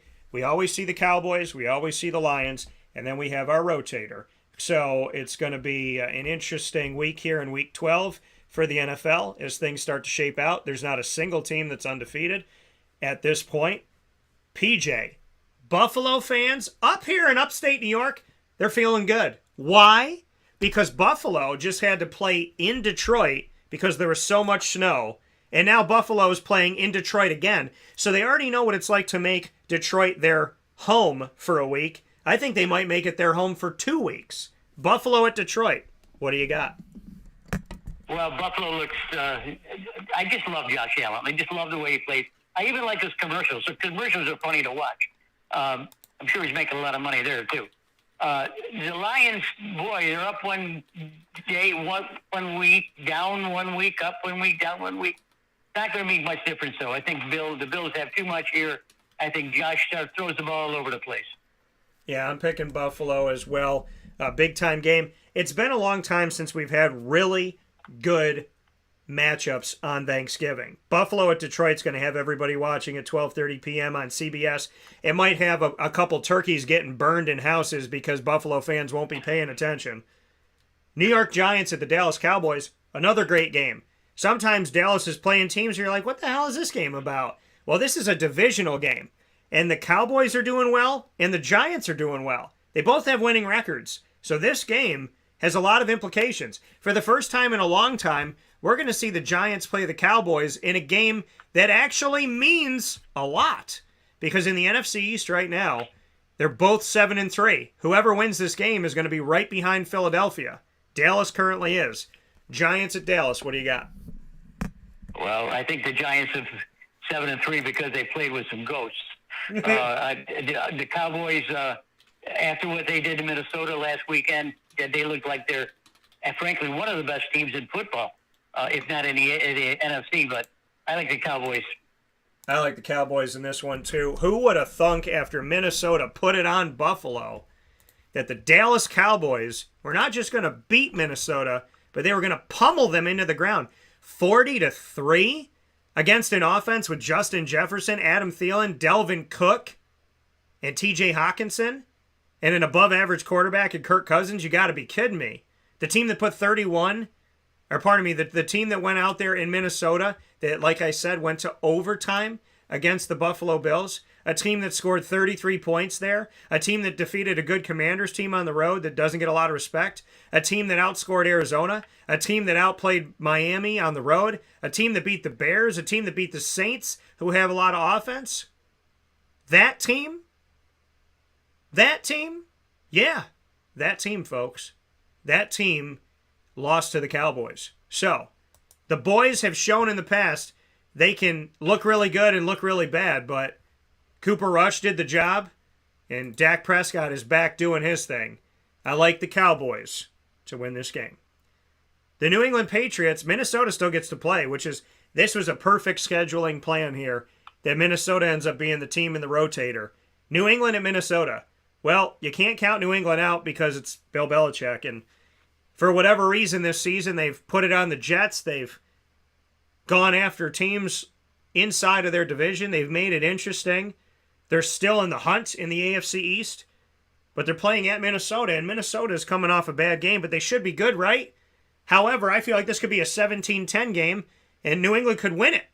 This game's kind of up in the air. You feel like Minnesota. You feel like it can't be New England, but in those games that you thought New England wouldn't win this year, they found a way. What do you got, PJ? Well, I just slept through a terrible game this last Sunday. It was the Jets and the Patriots. Yeah. It was an awful game, and no offense at all. At least Mac Jones was throwing for over a couple hundred yards. He was in charge, but they couldn't get it in the end zone. And the Lobster Bowl captain there was just pissed off. You could tell him stomping up and down the sidelines. It was a terrible game. They better not have a terrible game this time because Kirk Cousins, he doesn't have too many problems. Kirk Cousins is a professional in the pocket quarterback. You hear that, people? In the pocket quarterback. That's what he's supposed to do, and that's what he'll do in this game. I like him. Yeah, 6-4 are the New England Patriots. They're going up against Minnesota, though, and Minnesota here 8-2, right behind Philadelphia for the rights to get to have the number one overall seed in the NFC. I'm also going to go with Minnesota in this game. I think it could be closer than people are comfortable with, but Minnesota should, keyword, should win this game. We'll see if they do. I'm going to believe in them in getting it done. But Minnesota, let me tell you something. If you stink up that Thursday night game, I'm going to do what I always do on Thanksgiving earlier. I'm going to turn on Home Alone, and I'm going to watch Macaulay Culkin more than your game. You decide what I get to do in that matchup. Don't you dare let New England come in your house like the Wet Bandits came in the house of Macaulay Culkin. You better have some booby traps set. Sunday coming up, Tampa Bay at Cleveland. What do you got, PJ? Tampa Bay at Cleveland. Well, Cleveland surprised us a little bit this year. I still don't think they have a quarterback, and I guess they're waiting for the second coming of Deshaun Watson, I guess. I don't think he's playing this weekend, but he'll probably be playing next weekend. This weekend, Tom Brady should be able to handle things. Tom Brady, folks, is a pocket passer, and if you stay in the pocket and throw for 300 yards, you're going to win the game against any team. I like Tampa Bay. Yeah, we'll see what happens in this matchup here. Jacoby Brissett, 3 touchdowns, no interceptions, in a dogfight from the dog pound in that game in Detroit, Cleveland, at Buffalo. It was a Buffalo home game that was moved to Detroit, but Cleveland scored some points. They did some things. They did some good things, and I can appreciate and respect that. So, Deshaun Watson, we'll see. He's taking reps. He's in preparation for a Week 13 start. This is NFL Week 12, so we'll see. But Jacoby Brissett, the man's been holding his own. So do you punish him by putting Deshaun? Jacoby Brissett, Brisket or whatever, I can't even pronounce his last name. He was a terrible quarterback when he was in college. He was recruited by the University of Florida. I think he lasted 1 year, and I don't know where he went from there. Maybe went to NC State or something like that. Yeah, he went to NC State. But it's another guy like Geno Smith. These guys somehow regenerate, and perhaps maybe with a good coach, they learn how to play the game at a good level. I'm not saying he's a bad quarterback or a good quarterback. He's been very effective for Cleveland this year. He should be given credit for that. But it's Deshaun Watson's team. That's why they brought and paid, I don't know what, $216 million, some ridiculous amount, and the Cleveland fans have got to understand that Brisket is not losing his job. He's just maintaining the position for an all-star to come and take it, and that's what's going to happen. I think PJ's a little hungry for Thanksgiving, calling him Jacoby Brisket. I love it. Jacoby Brissett. Yeah, Jacoby, listen, I covered him in college at NC State. I think he's better than people give him credit for. But in this game, I'm picking Tampa Bay with PJ in the matchup. I got to go with Tampa in this one. I went against Tampa in some other weeks here. I'm not going to do it in this one. Cincinnati at Tennessee. Ryan Tannehill's back. Joe Burrow's trying to make some hay for himself as well. Cincinnati 6-4 after starting ugly. They're right behind Baltimore 7-3. Cincinnati, your thoughts? They just beat the Steelers in a shootout on the road in Pittsburgh, 37-30. And I don't care what record is what. When Cincinnati plays Pittsburgh, those games are big. 4 touchdowns, 2 interceptions, 355 yards. Not much from their running game. And they didn't have Jamar Chase. They won that game on the road without Jamar Chase, without a strong running game, and T. Higgins had 148 yards on 9 catches, 13 targets. Joe Burrow in Cincinnati putting some work in. Do they have a shot against Tennessee on the road? Joe Burrow was a pleasure to watch this last Sunday. I think I told you that in a little text. I could tell by the way he was strolling in the first quarter. He's going to have 200 yards by the first half, probably 400 yards for the game, and he came pretty close to that. He has it, Daniel. There's an it that you have to have, and he has it, and he had it last year when he played in the Super Bowl. He has it this year. Sometimes he doesn't have it, but he's got to play well against the Titans because the Titans, with a defensive-minded head coach, are going to put some wrinkles in at him. But Jamar Chase will make a big difference if he's in the game. That was his bud in LSU, and this is his bud here. So if Jamar Chase plays, then Bengals win easy. But if they don't, it could be a dogfight. But I'm going to go with the Bengals. Yeah, I'm going to go with the Bengals on this one too, hoping that Joe Mixon and Jamar Chase come back in this matchup. Very necessary. Love the Bengals all-white jerseys with the stripes on them. Really feeling those. Like them. Think they're really cool. So we shall see where we go from here. But hopefully they'll get their guys back. They've proven they can win on the road without them. And they're going to have this game coming up on the road as well in Tennessee. So I'm going to go with Cincinnati as well. I think Cincinnati will win this game. So I'm going with the Bengals in this matchup. Next one that we have up here, PJ, Houston, who has a major problem, and Miami, who's playing well. The Houston Texans, make the Jacksonville Jaguars look like an undefeated team. What do you have for this one, PJ? This is a laugher. It's the Dolphins all the way. Yeah, I mean, this is like picking Alabama against Austin Peay at this point. So I'm going with the Dolphins in this matchup for sure, and so is PJ. One of the easy ones we get to pick this week. Next one that we have up, Chicago at the Jets. The Jets were playing well. The Jets were making it interesting. The Jets were handling Buffalo. Then the Jets started to fall off. Chicago just got beat at home by Detroit. We know Justin Fields can run, and he is a weapon. Is he enough to beat the Jets? He's not going to play because he's hurt. Right. He's not going to play. So, Chicago fans, are you happy now? Are you happy that you got a good kid who, with a good quarterback in college that ran the ball a lot, and he ran the ball for the Bears? Now he's hurt.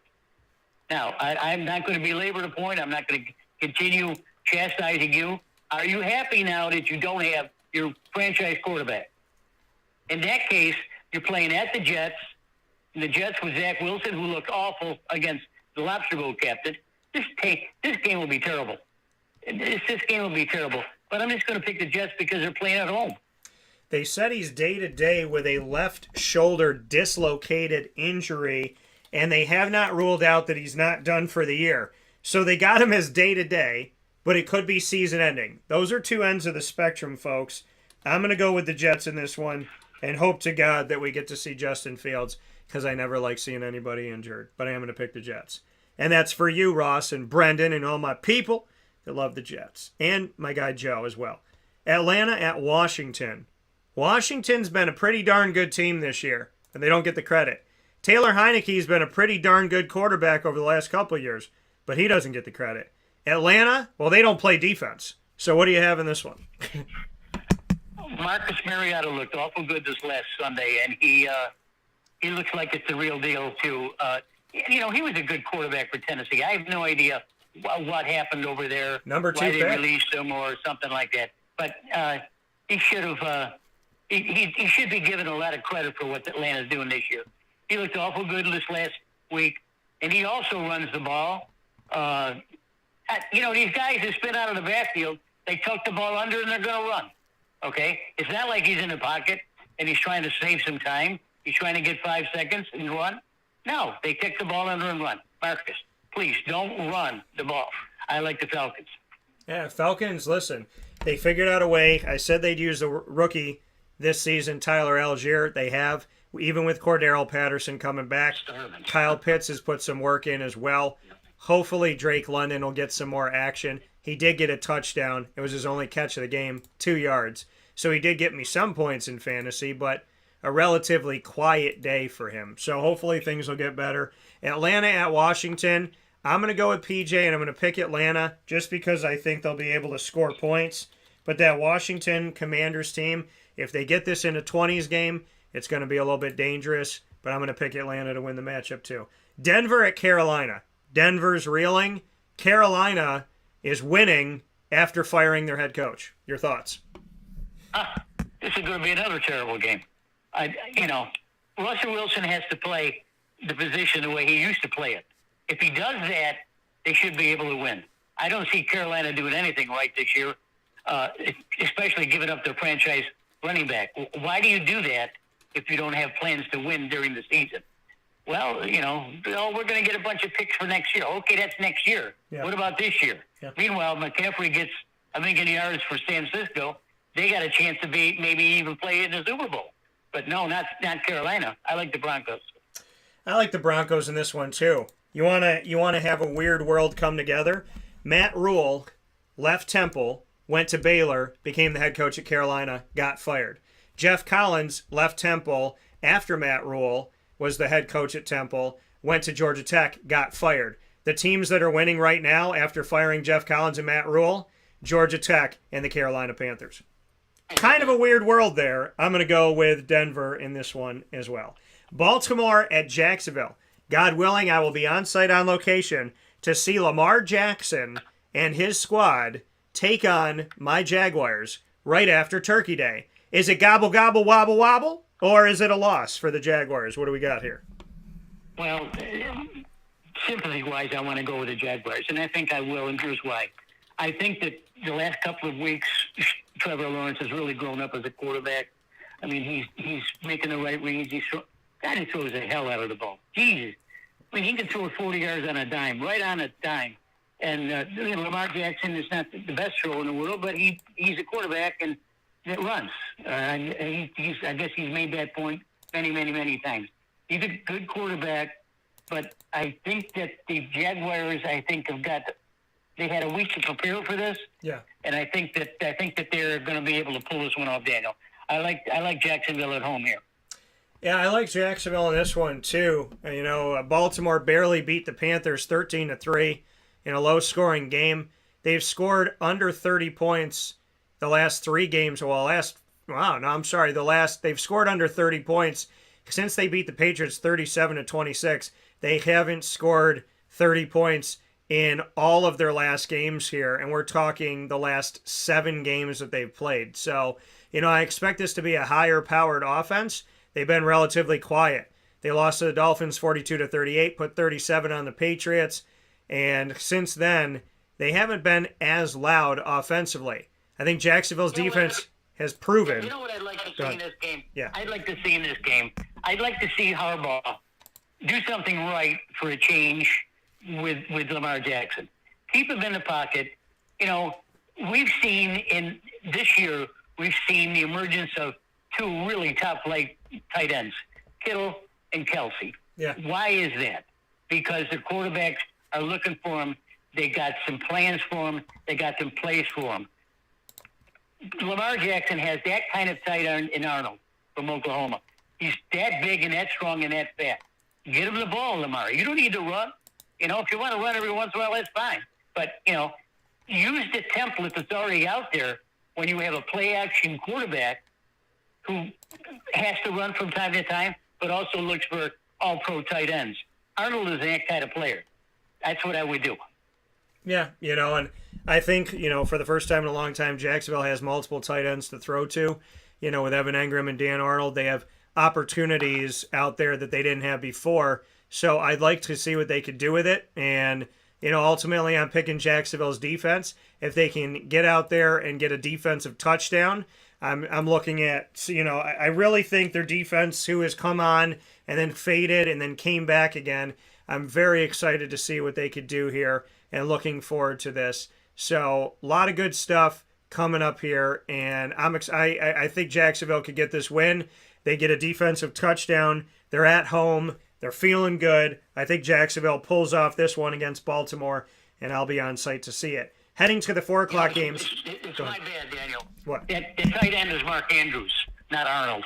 Mark Andrews from Baltimore. He's as good as the 2 players that I've mentioned before. Yeah. He's a big, wide body, and he runs past linebackers and runs over defensive backs. And it's been proven, by the way, that even the backup, the backup Isaiah Likely, because Lamar Jackson utilizes the tight end, which you'll see running quarterbacks do, he's found success with Isaiah Likely as well. So I do like that. I'm excited for it. Get to see some of my favorite fantasy guys coming in and reality guys coming in. Baltimore, I'm going to get spoiled right after Thanksgiving. Very, very much looking forward to the game, but I think Jacksonville's defense, they come ready to play. They can get this one. Los Angeles Chargers at the Arizona Cardinals, looking at Kyler Murray sitting again. This is not a game. I mean, for a team that have that much ability in the backfield, even though he's a running quarterback and he's hurt, why even take that chance? It's not right. It's not right. So I like the Chargers. I mean, the Chargers are going to stick out in this game. They got a big-time quarterback with a big arm. What are the Cardinals going to do? They're going to bring in, Colt McCoy or something? Colt McCoy and Trace McSorley. Colt McCoy used to play for Texas, and he was a marginal quarterback, and he's a marginal quarterback in the NFL. But, he's not a Justin Herbert, and he's not going to be able to score 50 points like Herbert can. So, I like Chargers. Looking forward to watching that game with PJ this Sunday. We like watching Justin Herbert. The Vegas Raiders. Up against the Seattle Seahawks. 12th man, Geno Smith. Seattle feeling good. Vegas, darn it, we thought they would be better. Mary said it perfect. Davante Adams caught a pass, got a touchdown, and she looked at the screen and she said, well, it's for the wrong team. What do you have for this one? Vegas at Seattle. I think that the car Davante Adams is an excellent combination. I think that Davante Adams is starting to feel a little bit more comfortable than he was with number 12 from Green Bay. And I really like it.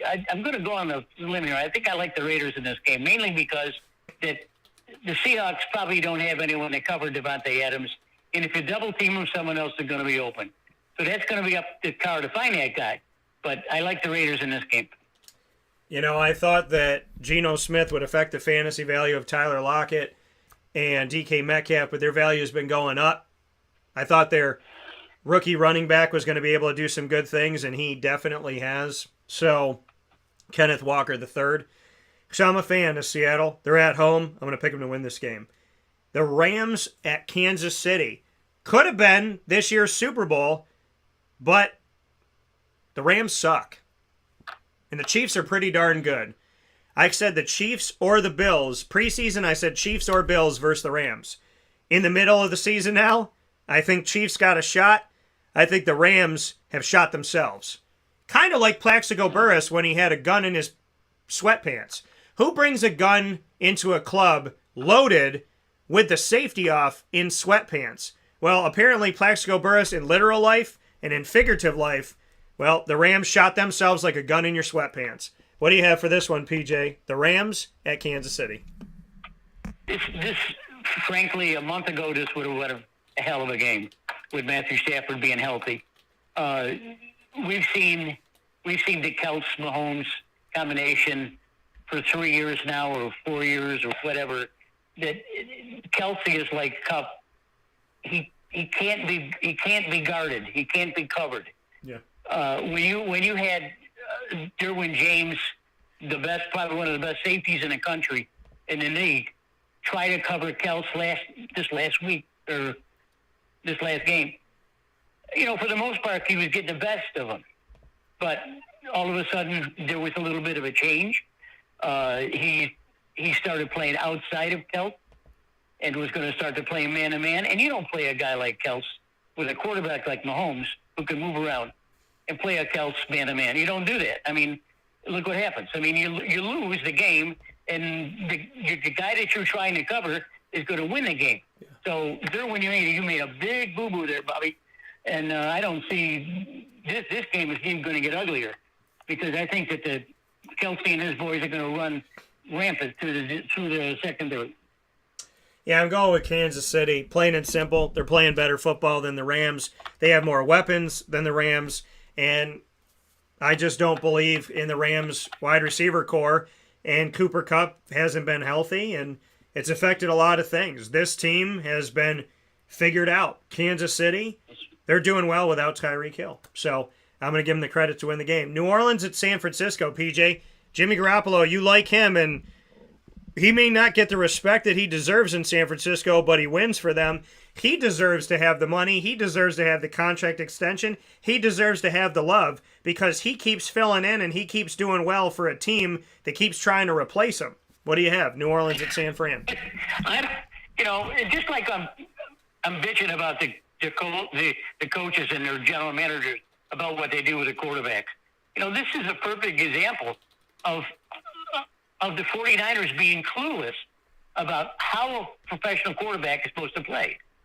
I mean, Jimmy Garoppolo came from the best football program in NFL with a lobster boat captain over to the 49ers. Mm-hmm. Now, he played well. He didn't play great. He played well.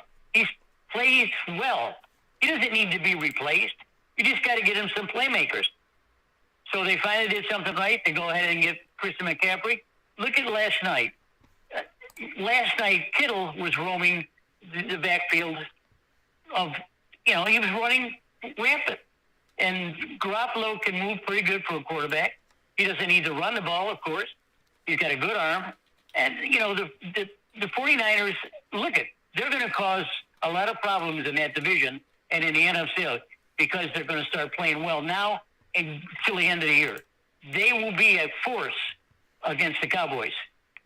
This is a dangerous team going forward, and I love them in this game. Yeah, I got to go with the San Francisco 49ers. Last year they didn't look as pretty, and they grinded it out against the Cowboys in a game that made you think of the mid to late 90s when they used to play each other. Sunday Night Football. We'll be watching it together. Green Bay at Philadelphia. What are your thoughts? Well, I got to give Jalen Hurts credit for playing the kind of football that he wants to play. I know he's a running quarterback, and I don't like running quarterback. I don't want to see him hurt. But he does actually stay in the pocket a little bit more than some of these other guys and throws the ball well. He throws the ball pretty well. He actually throws a lot better than he was at Oklahoma, so that's saying something. And the Packers, how can I go against the Packers? I can't. My bros in Milwaukee are going to they'll kill me. But you know what? This game to me is not going to be competitive. And I say this because right now Hurts is a better quarterback than Aaron Rodgers. You hear me now? For this game, this late in the season, Hurts is playing a better quarterback than Aaron Rodgers. So ergo, Eagles win again. 9-1 versus 4-7. Philadelphia is a real team, and I told you before the season started that the prima donna drama queen is going to hurt this Green Bay Packers team, and he will never win another Super Bowl in Green Bay because of the way that he's been and how much money he's taken. Aaron, you're a good quarterback, but you're also starting to sound like Mariah Carey, wanting only the green M&Ms because you think they taste different. So I'm going with Philadelphia at home. So Monday Night Football, every team plays, no bye weeks for Thanksgiving like that. Pittsburgh at the Colts. How did we get so unlucky to get this game on Monday night? What do you think? Well, I think the Colts have – this Israel guy, he's been a loose cannon in the league for years. He makes some stupid decisions. And, you got a coach named Frank Wright who played the game for Buffalo, by the way, and coached – I mean, he's a good coach. And you fire him because they're having a few problems. And then you got to hire a guy who's never coached before, who happens to be a Hall of Famer, no problem with that. But Jeff Saturday doesn't have a clue why they don't run a team. But they got to get they gave up on Frank Wright, and now they got to play the Steelers at home. Well, the Steelers, if you watched Pickett play this last week, and watch Mike Tomlin on the sideline, he loves what he sees with this kid. Yeah. This kid's the real deal. This kid is going to play. He's going to you're going to forget about Roethlisberger. This kid is going to be a good player. And when I look at the face of Mike Tomlin, I don't see any regret on his face when he throws him in the game. By that, I mean that Jeff Saturday doesn't have a chance against this kid. Yeah, I got Pittsburgh on the road beating the Colts as well. I think I said Kenny Pickett would be 20th overall. I said he would go to the Steelers. I'm not surprised that he did. They did it with James Conner from Pittsburgh to Pittsburgh. They did it with Kenny Pickett. I'm looking forward to what Kenny Pickett could do on Monday night. I'm looking forward to the world getting to see Kenny Pickett if you haven't yet. 8:15 p.m. Eastern Time on ESPN. And a win by the Steelers helps out the Jaguars if they are to win over the Ravens, with the standings if the Colts are to lose. So, with that being said, PJ, our final thing to do here on our extended broadcast of the PJ Takeover are the ingredients to success. The ingredients to success are proudly brought to you by the wonderful team at Avicolli's on the corner of Route 57 and Wetzel Road in Liverpool, New York. We will be there tomorrow morning for a lunch broadcast going into lunchtime at 11:30 a.m. Eastern Time. I will be there with the Liverpool varsity girls basketball team and new head coach Mike Wheeler. I can't wait to be there with you, to break some bread and have some pizza. With that being said, the ingredients to success, rounding out every Tuesday show, I pick a topic and we give the ingredients. The topic is, what are you thankful for? Your answer, PJ. What are you thankful for? I'm thankful that my health is picking up a little bit. That means a lot to me. And, of course, it means a lot to my family, my extended family, my family in Syracuse, everyone. I mean, everyone's given me the big kudos over the last couple of months. The surgeries I've had has given me the impetus to go forward. I'm actually moving You're not going to believe. Well, wait till you see it. You won't believe my garage. I spent 3 days in my garage where I actually took everything apart and put everything back together and hung it where it's supposed to be. Cleaned it all up. It looks like a perfect garage the way I want it to be. With all my signs and lights everywhere. So I'm very happy with that. And because of that, I have the faith in God for me to do that. Yeah. That's what I did. And having that, you know, PJ's health, what am I thankful for? I'm thankful for Papa Joe's health. I'm thankful for Mary and PJ being healthy. I'm thankful that however old they get, they stay timeless and they look young. And PJ's been better than he's been in years. Mary's been doing well. Always a beautiful soul inside and out. My cousin Joey is a fighter. He wanted to start his business. He had people stand in his way. Those people, he went around them, above them, wherever he needed to go. So I'm proud for Joey chasing his dreams. I'm proud for him loving himself and taking care of himself. I'm proud for Mary and Joe stepping up and being parents to me. I'm proud for PJ being the dad I never had, in the sense of how he texts me all the time and reaches out to me. I'm proud for my mom and my dad that I have here as well. I'm proud that my dad and I get to take a trip together. I'm proud that my mom and I are close. I'm proud that my little Lily is the best daughter I have, if that's the only one I ever have. I'm proud to do what I love and love what I do. I'm proud that my company celebrated a 10-year anniversary this year, which is crazy. I'm proud for all the doors that God is opening, and I'm thankful for all the ones he closed. I'm proud for all the women that he didn't allow me to date anymore, because that would have been bad for me. I'm happy that somebody ran away with a ring, because if I stayed with her, my life would have been drastically different in a not good way. I'm happy for Disney and my ability to get down there. I'm thankful that I've gotten to ride Guardians of the Galaxy every time I've tried. I'm thankful that I get to be a big kid. I'm thankful that I get to live a life that I feel few people live, and I'll do everything in my power to try and help more people get to live it. I'm thankful for my health. I'm thankful that my blood work came back okay. I'm thankful that my heart came back okay. I'm thankful that I'm feeling better, and I'm hopeful that my brain scan and all that stuff will come back okay. And, you know, I know God has taken me where he wants to take me, putting me where he wants to put me, and I'm thankful more than anything for my God up above, because he makes me cry happy tears all the time, because I know that we're the best team, we're the best duo, we high-five each other a lot, and there's no better thing in my world than my God, and there's no more promising thing or avenue to go to. I have a picture of Jesus in my studio, and on the back of it, it says, I am the way, the truth, and the life. And I always ask God to guide me and guard me on the right path, to be my truth, to tell me the truth and help me to handle the truth, and to be the life I want to live. So, with that being said, I couldn't be happier. I have my meatball. I can't forget my meatball. Yeah, you got it. So I'm happy. I can't forget my meatball. I'm happy for everything I got. I got to give kudos for my meatball. Absolutely. He's done a hell of a job working his ass off, but he's got a very good business. He's doing well. And I look at him sometimes and I know he's gone through some tough times, as you have, and you guys have risen above it, and that's good.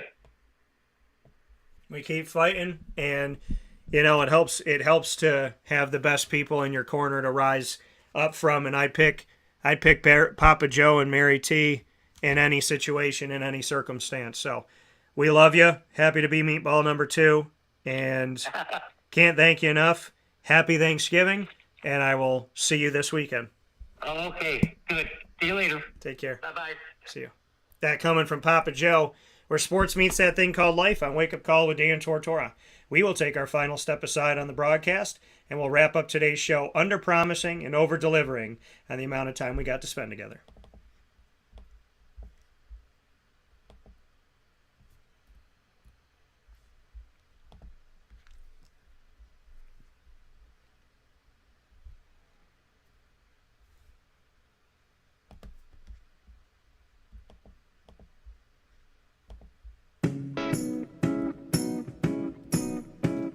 In these unique times, there are those in our community that give us a sense of normalcy and positivity. Pizza Man on 50 Oswego Street in Baldwinsville has been here for you for over 35 years and is here now.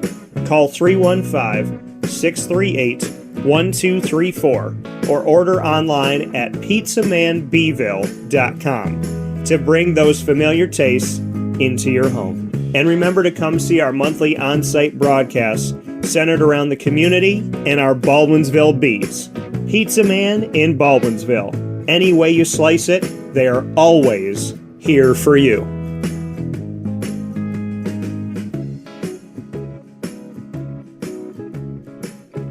This is Jimmer Sikowski, owner-operator of Chick-fil-A Cicero, 7916 Brewerton Road in Cicero, right in front of the Home Depot. I had a deep feeling that God wanted me to do something bigger with my life and to help people, help others. I kept putting Chick-fil-A in my life, and I realized as I was going through the franchise selection process that positively impacting the lives of others was really core to what we do here at Chick-fil-A. First of all, it starts with the food. The food is brought in fresh daily. We bring in local produce. We prepare to order in the kitchen. We hand bread our chicken. We hand spin our milkshakes. It's great food. It doesn't taste like fast food. I think the second thing is the way people feel when they come in a Chick-fil-A restaurant. It's different. We try to treat people with intentional kindness here, which is very different and deeper than good customer service. And so I think it feels remarkable for most people to come in a Chick-fil-A restaurant. And then lastly, the impact that we try to have in the community is very different. It's a big part of the expectation of every operator of a Chick-fil-A restaurant is that they're actively engaged in their community, they're a leader in the community, and they're making a difference. When they realize that what we're striving to do is to shine a little light in their life, that's a very, very different experience than you will have in any other quick service restaurant. And it's that remarkable experience that I think people will emotionally connect with. I'm George Townsend of Honda City with some good advice when buying a new car. The true cost of owning a new car is determined by the appraised value when you trade it. No vehicle appraises higher than a Honda. Next, look for low APRs and deep discounts. You also want low maintenance costs and great fuel economy. That's why my advice to you is to buy a new Honda. Looking pre-owned, visit our Honda Certified Used Car Center. Honda City, 7140 Henry Clay Boulevard, Liverpool, or HondaCity-CNY.com. It would be a pity if you don't shop at Honda City. Our corporate purpose at Chick-fil-A is to glorify God by being faithful stewards of all that's entrusted to us and to positively influence all those who come in contact with Chick-fil-A. And what became increasingly clear from our success in Cicero is that people love Chick-fil-A. And also I think we recognized that, we had a great opportunity to grow the brand and grow our platform. I felt incredibly grateful when I was selected to be a Chick-fil-A operator. I think what it's meant for me, what I've come to realize on a very deep level is that this is a calling for me. It's not a career. It's not a job. The Lord called me to be a Chick-fil-A operator and to use these restaurants to glorify Him and to positively influence other people. I'm blessed. I'm very blessed. Head to Chick-fil-A Clay on 3974 State Route 31 in Liverpool, New York.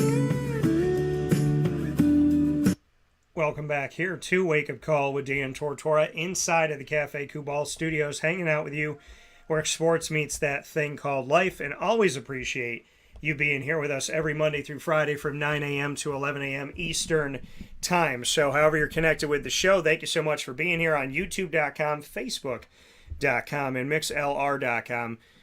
/Wake Up Call DT, as well as on wakeupcalldt.com's homepage where the MixLR feed is embedded, and on Facebook.com /LiveNowDT, Monday through Friday from 9 a.m. to 11 a.m. Eastern Time. And obviously, we are going to be off here on Thursday for Thanksgiving, and on Black Friday, I am going to have a very, very special conversation one-on-one with my guy Daniel Booby Santiago, who comes from Utica, New York.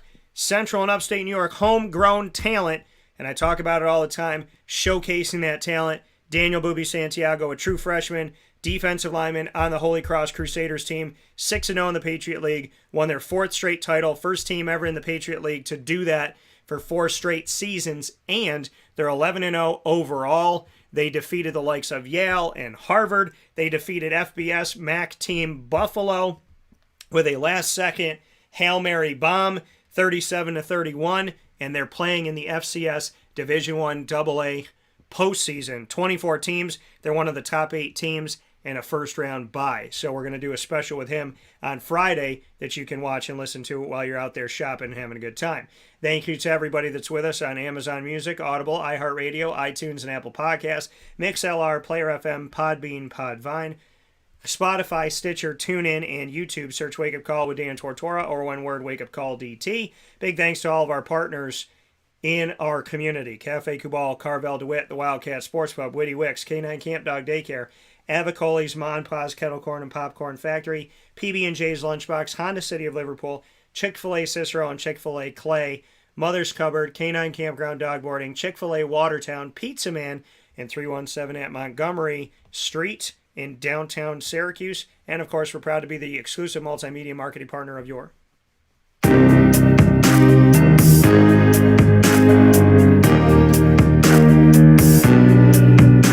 Lemoyne College Dolphins. It is Fins Up every single month on Wake Up Call with Dan Tortora. You can hang out with the Dolphins with us on Wednesdays during Dolphin time at 9 a.m. Eastern Time. Fantastic story coming up from Jeremiah Washington this Wednesday. Don't miss a second of it. I'm telling you, folks.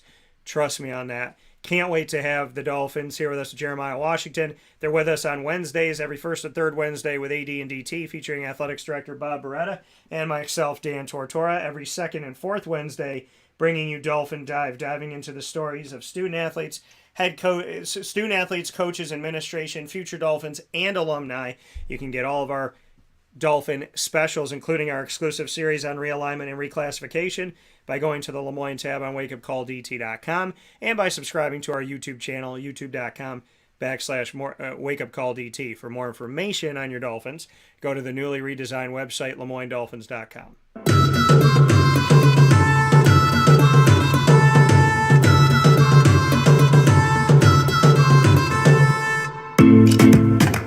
The Bryan and Stratton College Bobcats of Syracuse are also exclusive multimedia marketing partners with Wake Up Call with Dan Tortora, bringing you the Bobcat Buzz every single month with Bobcat specials coming to you like never before. The spotlight they have on their men's soccer, women's soccer, as well as inaugural baseball team, men's and women's basketball programs, and so much more. Speaking with student athletes, administration, and coaches with Bryan and Stratton College of Syracuse on James Street in Syracuse, New York. Fantastic place to go. Great PTA program with 100% job placement. So make sure you get in touch with them today. The Bobcat specials are on the BSC Syracuse tab on wakeupcalldt.com. By subscribing to youtube.com/wakeupcalldt, you'll get them all as well. And for more information on your Bobcats, go to syracuse.bscbobcats.com. With that being said, we spent almost 3 hours with you today, courtesy of Papa Joe, inside of Ma and Pa's Popcorn.com's What's Poppin'? Get to Ma and Pa's, join their mailing list. Go to maandpaspopcorn.com, maandpaspopcorn.com. Join their email list. You'll get a coupon for Black Friday. They got a sale coming up this Black Friday. Don't miss it, but you have to join their email list to get the coupon. So go to maandpaspopcorn.com, join today, and have some fun with them on Black Friday. Can't wait to see you all out at Ma and Pa's, and to all of our wonderful people here in Central and Upstate New York. Cafe Kubal, fill your cup up right today. 3501 James Street, 324 West Water Street, 401 South Salina Street in Syracuse. Inside of their double-decker cafe on 343 Fayette Street in Manlius, and on the corner of Route 11 and Taft Road at Sweetheart Corners in their drive-through location. Big thanks to Witty Wicks. Smelling up my studio nice. I just got this candle, and it's almost halfway because I light them during all of our broadcasts. So get out to Witty Wicks today. Support local. No better candle. No finer flavors. And if you go and get the 12 Wicks of Winter twist on their advent calendar, if you go get the 12 Wicks of Winter box, 7 of those 12 candles, the scents have never been released before. So more than half of the 12 Wicks of Winter box is exclusive and new to Witty Wicks. Go out and get them while supplies last at wittywicks.com and at 190 Township Boulevard in Camillus, New York. Love Witty Wicks. Love that everybody's been going out there. Thank you to all my men, women, and children that have been finding their way out to Witty Wicks in Township 5 on 190 Township Boulevard in Camillus, New York. You made their 11th anniversary extremely productive, special, and amazing. You continue to support local. They have a winter wonderland of Christmas and holiday favorites all throughout. You're going to find stuff at Witty Wicks that you won't find anywhere else, including the Cuse pillow, the 315 pillows, the 315 signs for Camillus and Watertown and Syracuse and all these great places. A lot of local stuff. And all the upstate gear you see me don and the 315 gear, that's all at Witty Wicks. You're going to find all of these things to support our community together. It is worth going out. They have stuff that nobody else has. And for somebody like me that loves our community, wears it as a badge of honor and supports it every single second, you're going to find everything you need at Witty Wicks, 190 Township Boulevard in Camillus, New York. Looking forward to seeing you there and looking forward to talking with you tomorrow morning on the broadcast and then heading off to Avicolli's right after. So sending you my love. Come out and have lunch with us tomorrow at Avicolli's at 11:30 a.m. or right around noon. Come out for your lunch. We'll see you out there where sports meets life. And excited, corner of Route 57 and Wetzel Road in Liverpool, New York, down the street from Liverpool High School. We'll be there with the Liverpool varsity basketball team and new head coach for the girls team, Mike Wheeler. Can't wait to see you. Thanks to Papa Joe. Thank you to you. Facebook at Wake Up Call DT, Twitter at Call DT, Instagram at Wake Up Call _DT. And as always, God bless, no stress, do your best. We'll talk soon. Be well, everybody. I send you my love. And please remember, nothing is worth ending your life over. Nothing is worth giving up. Nothing is worth QUIT. Okay? If you need help, don't be too proud to ask for it. Love each other. Be good to each other. There's never a good reason to be angry and mean. Send your love. Be good to each other. Be kind.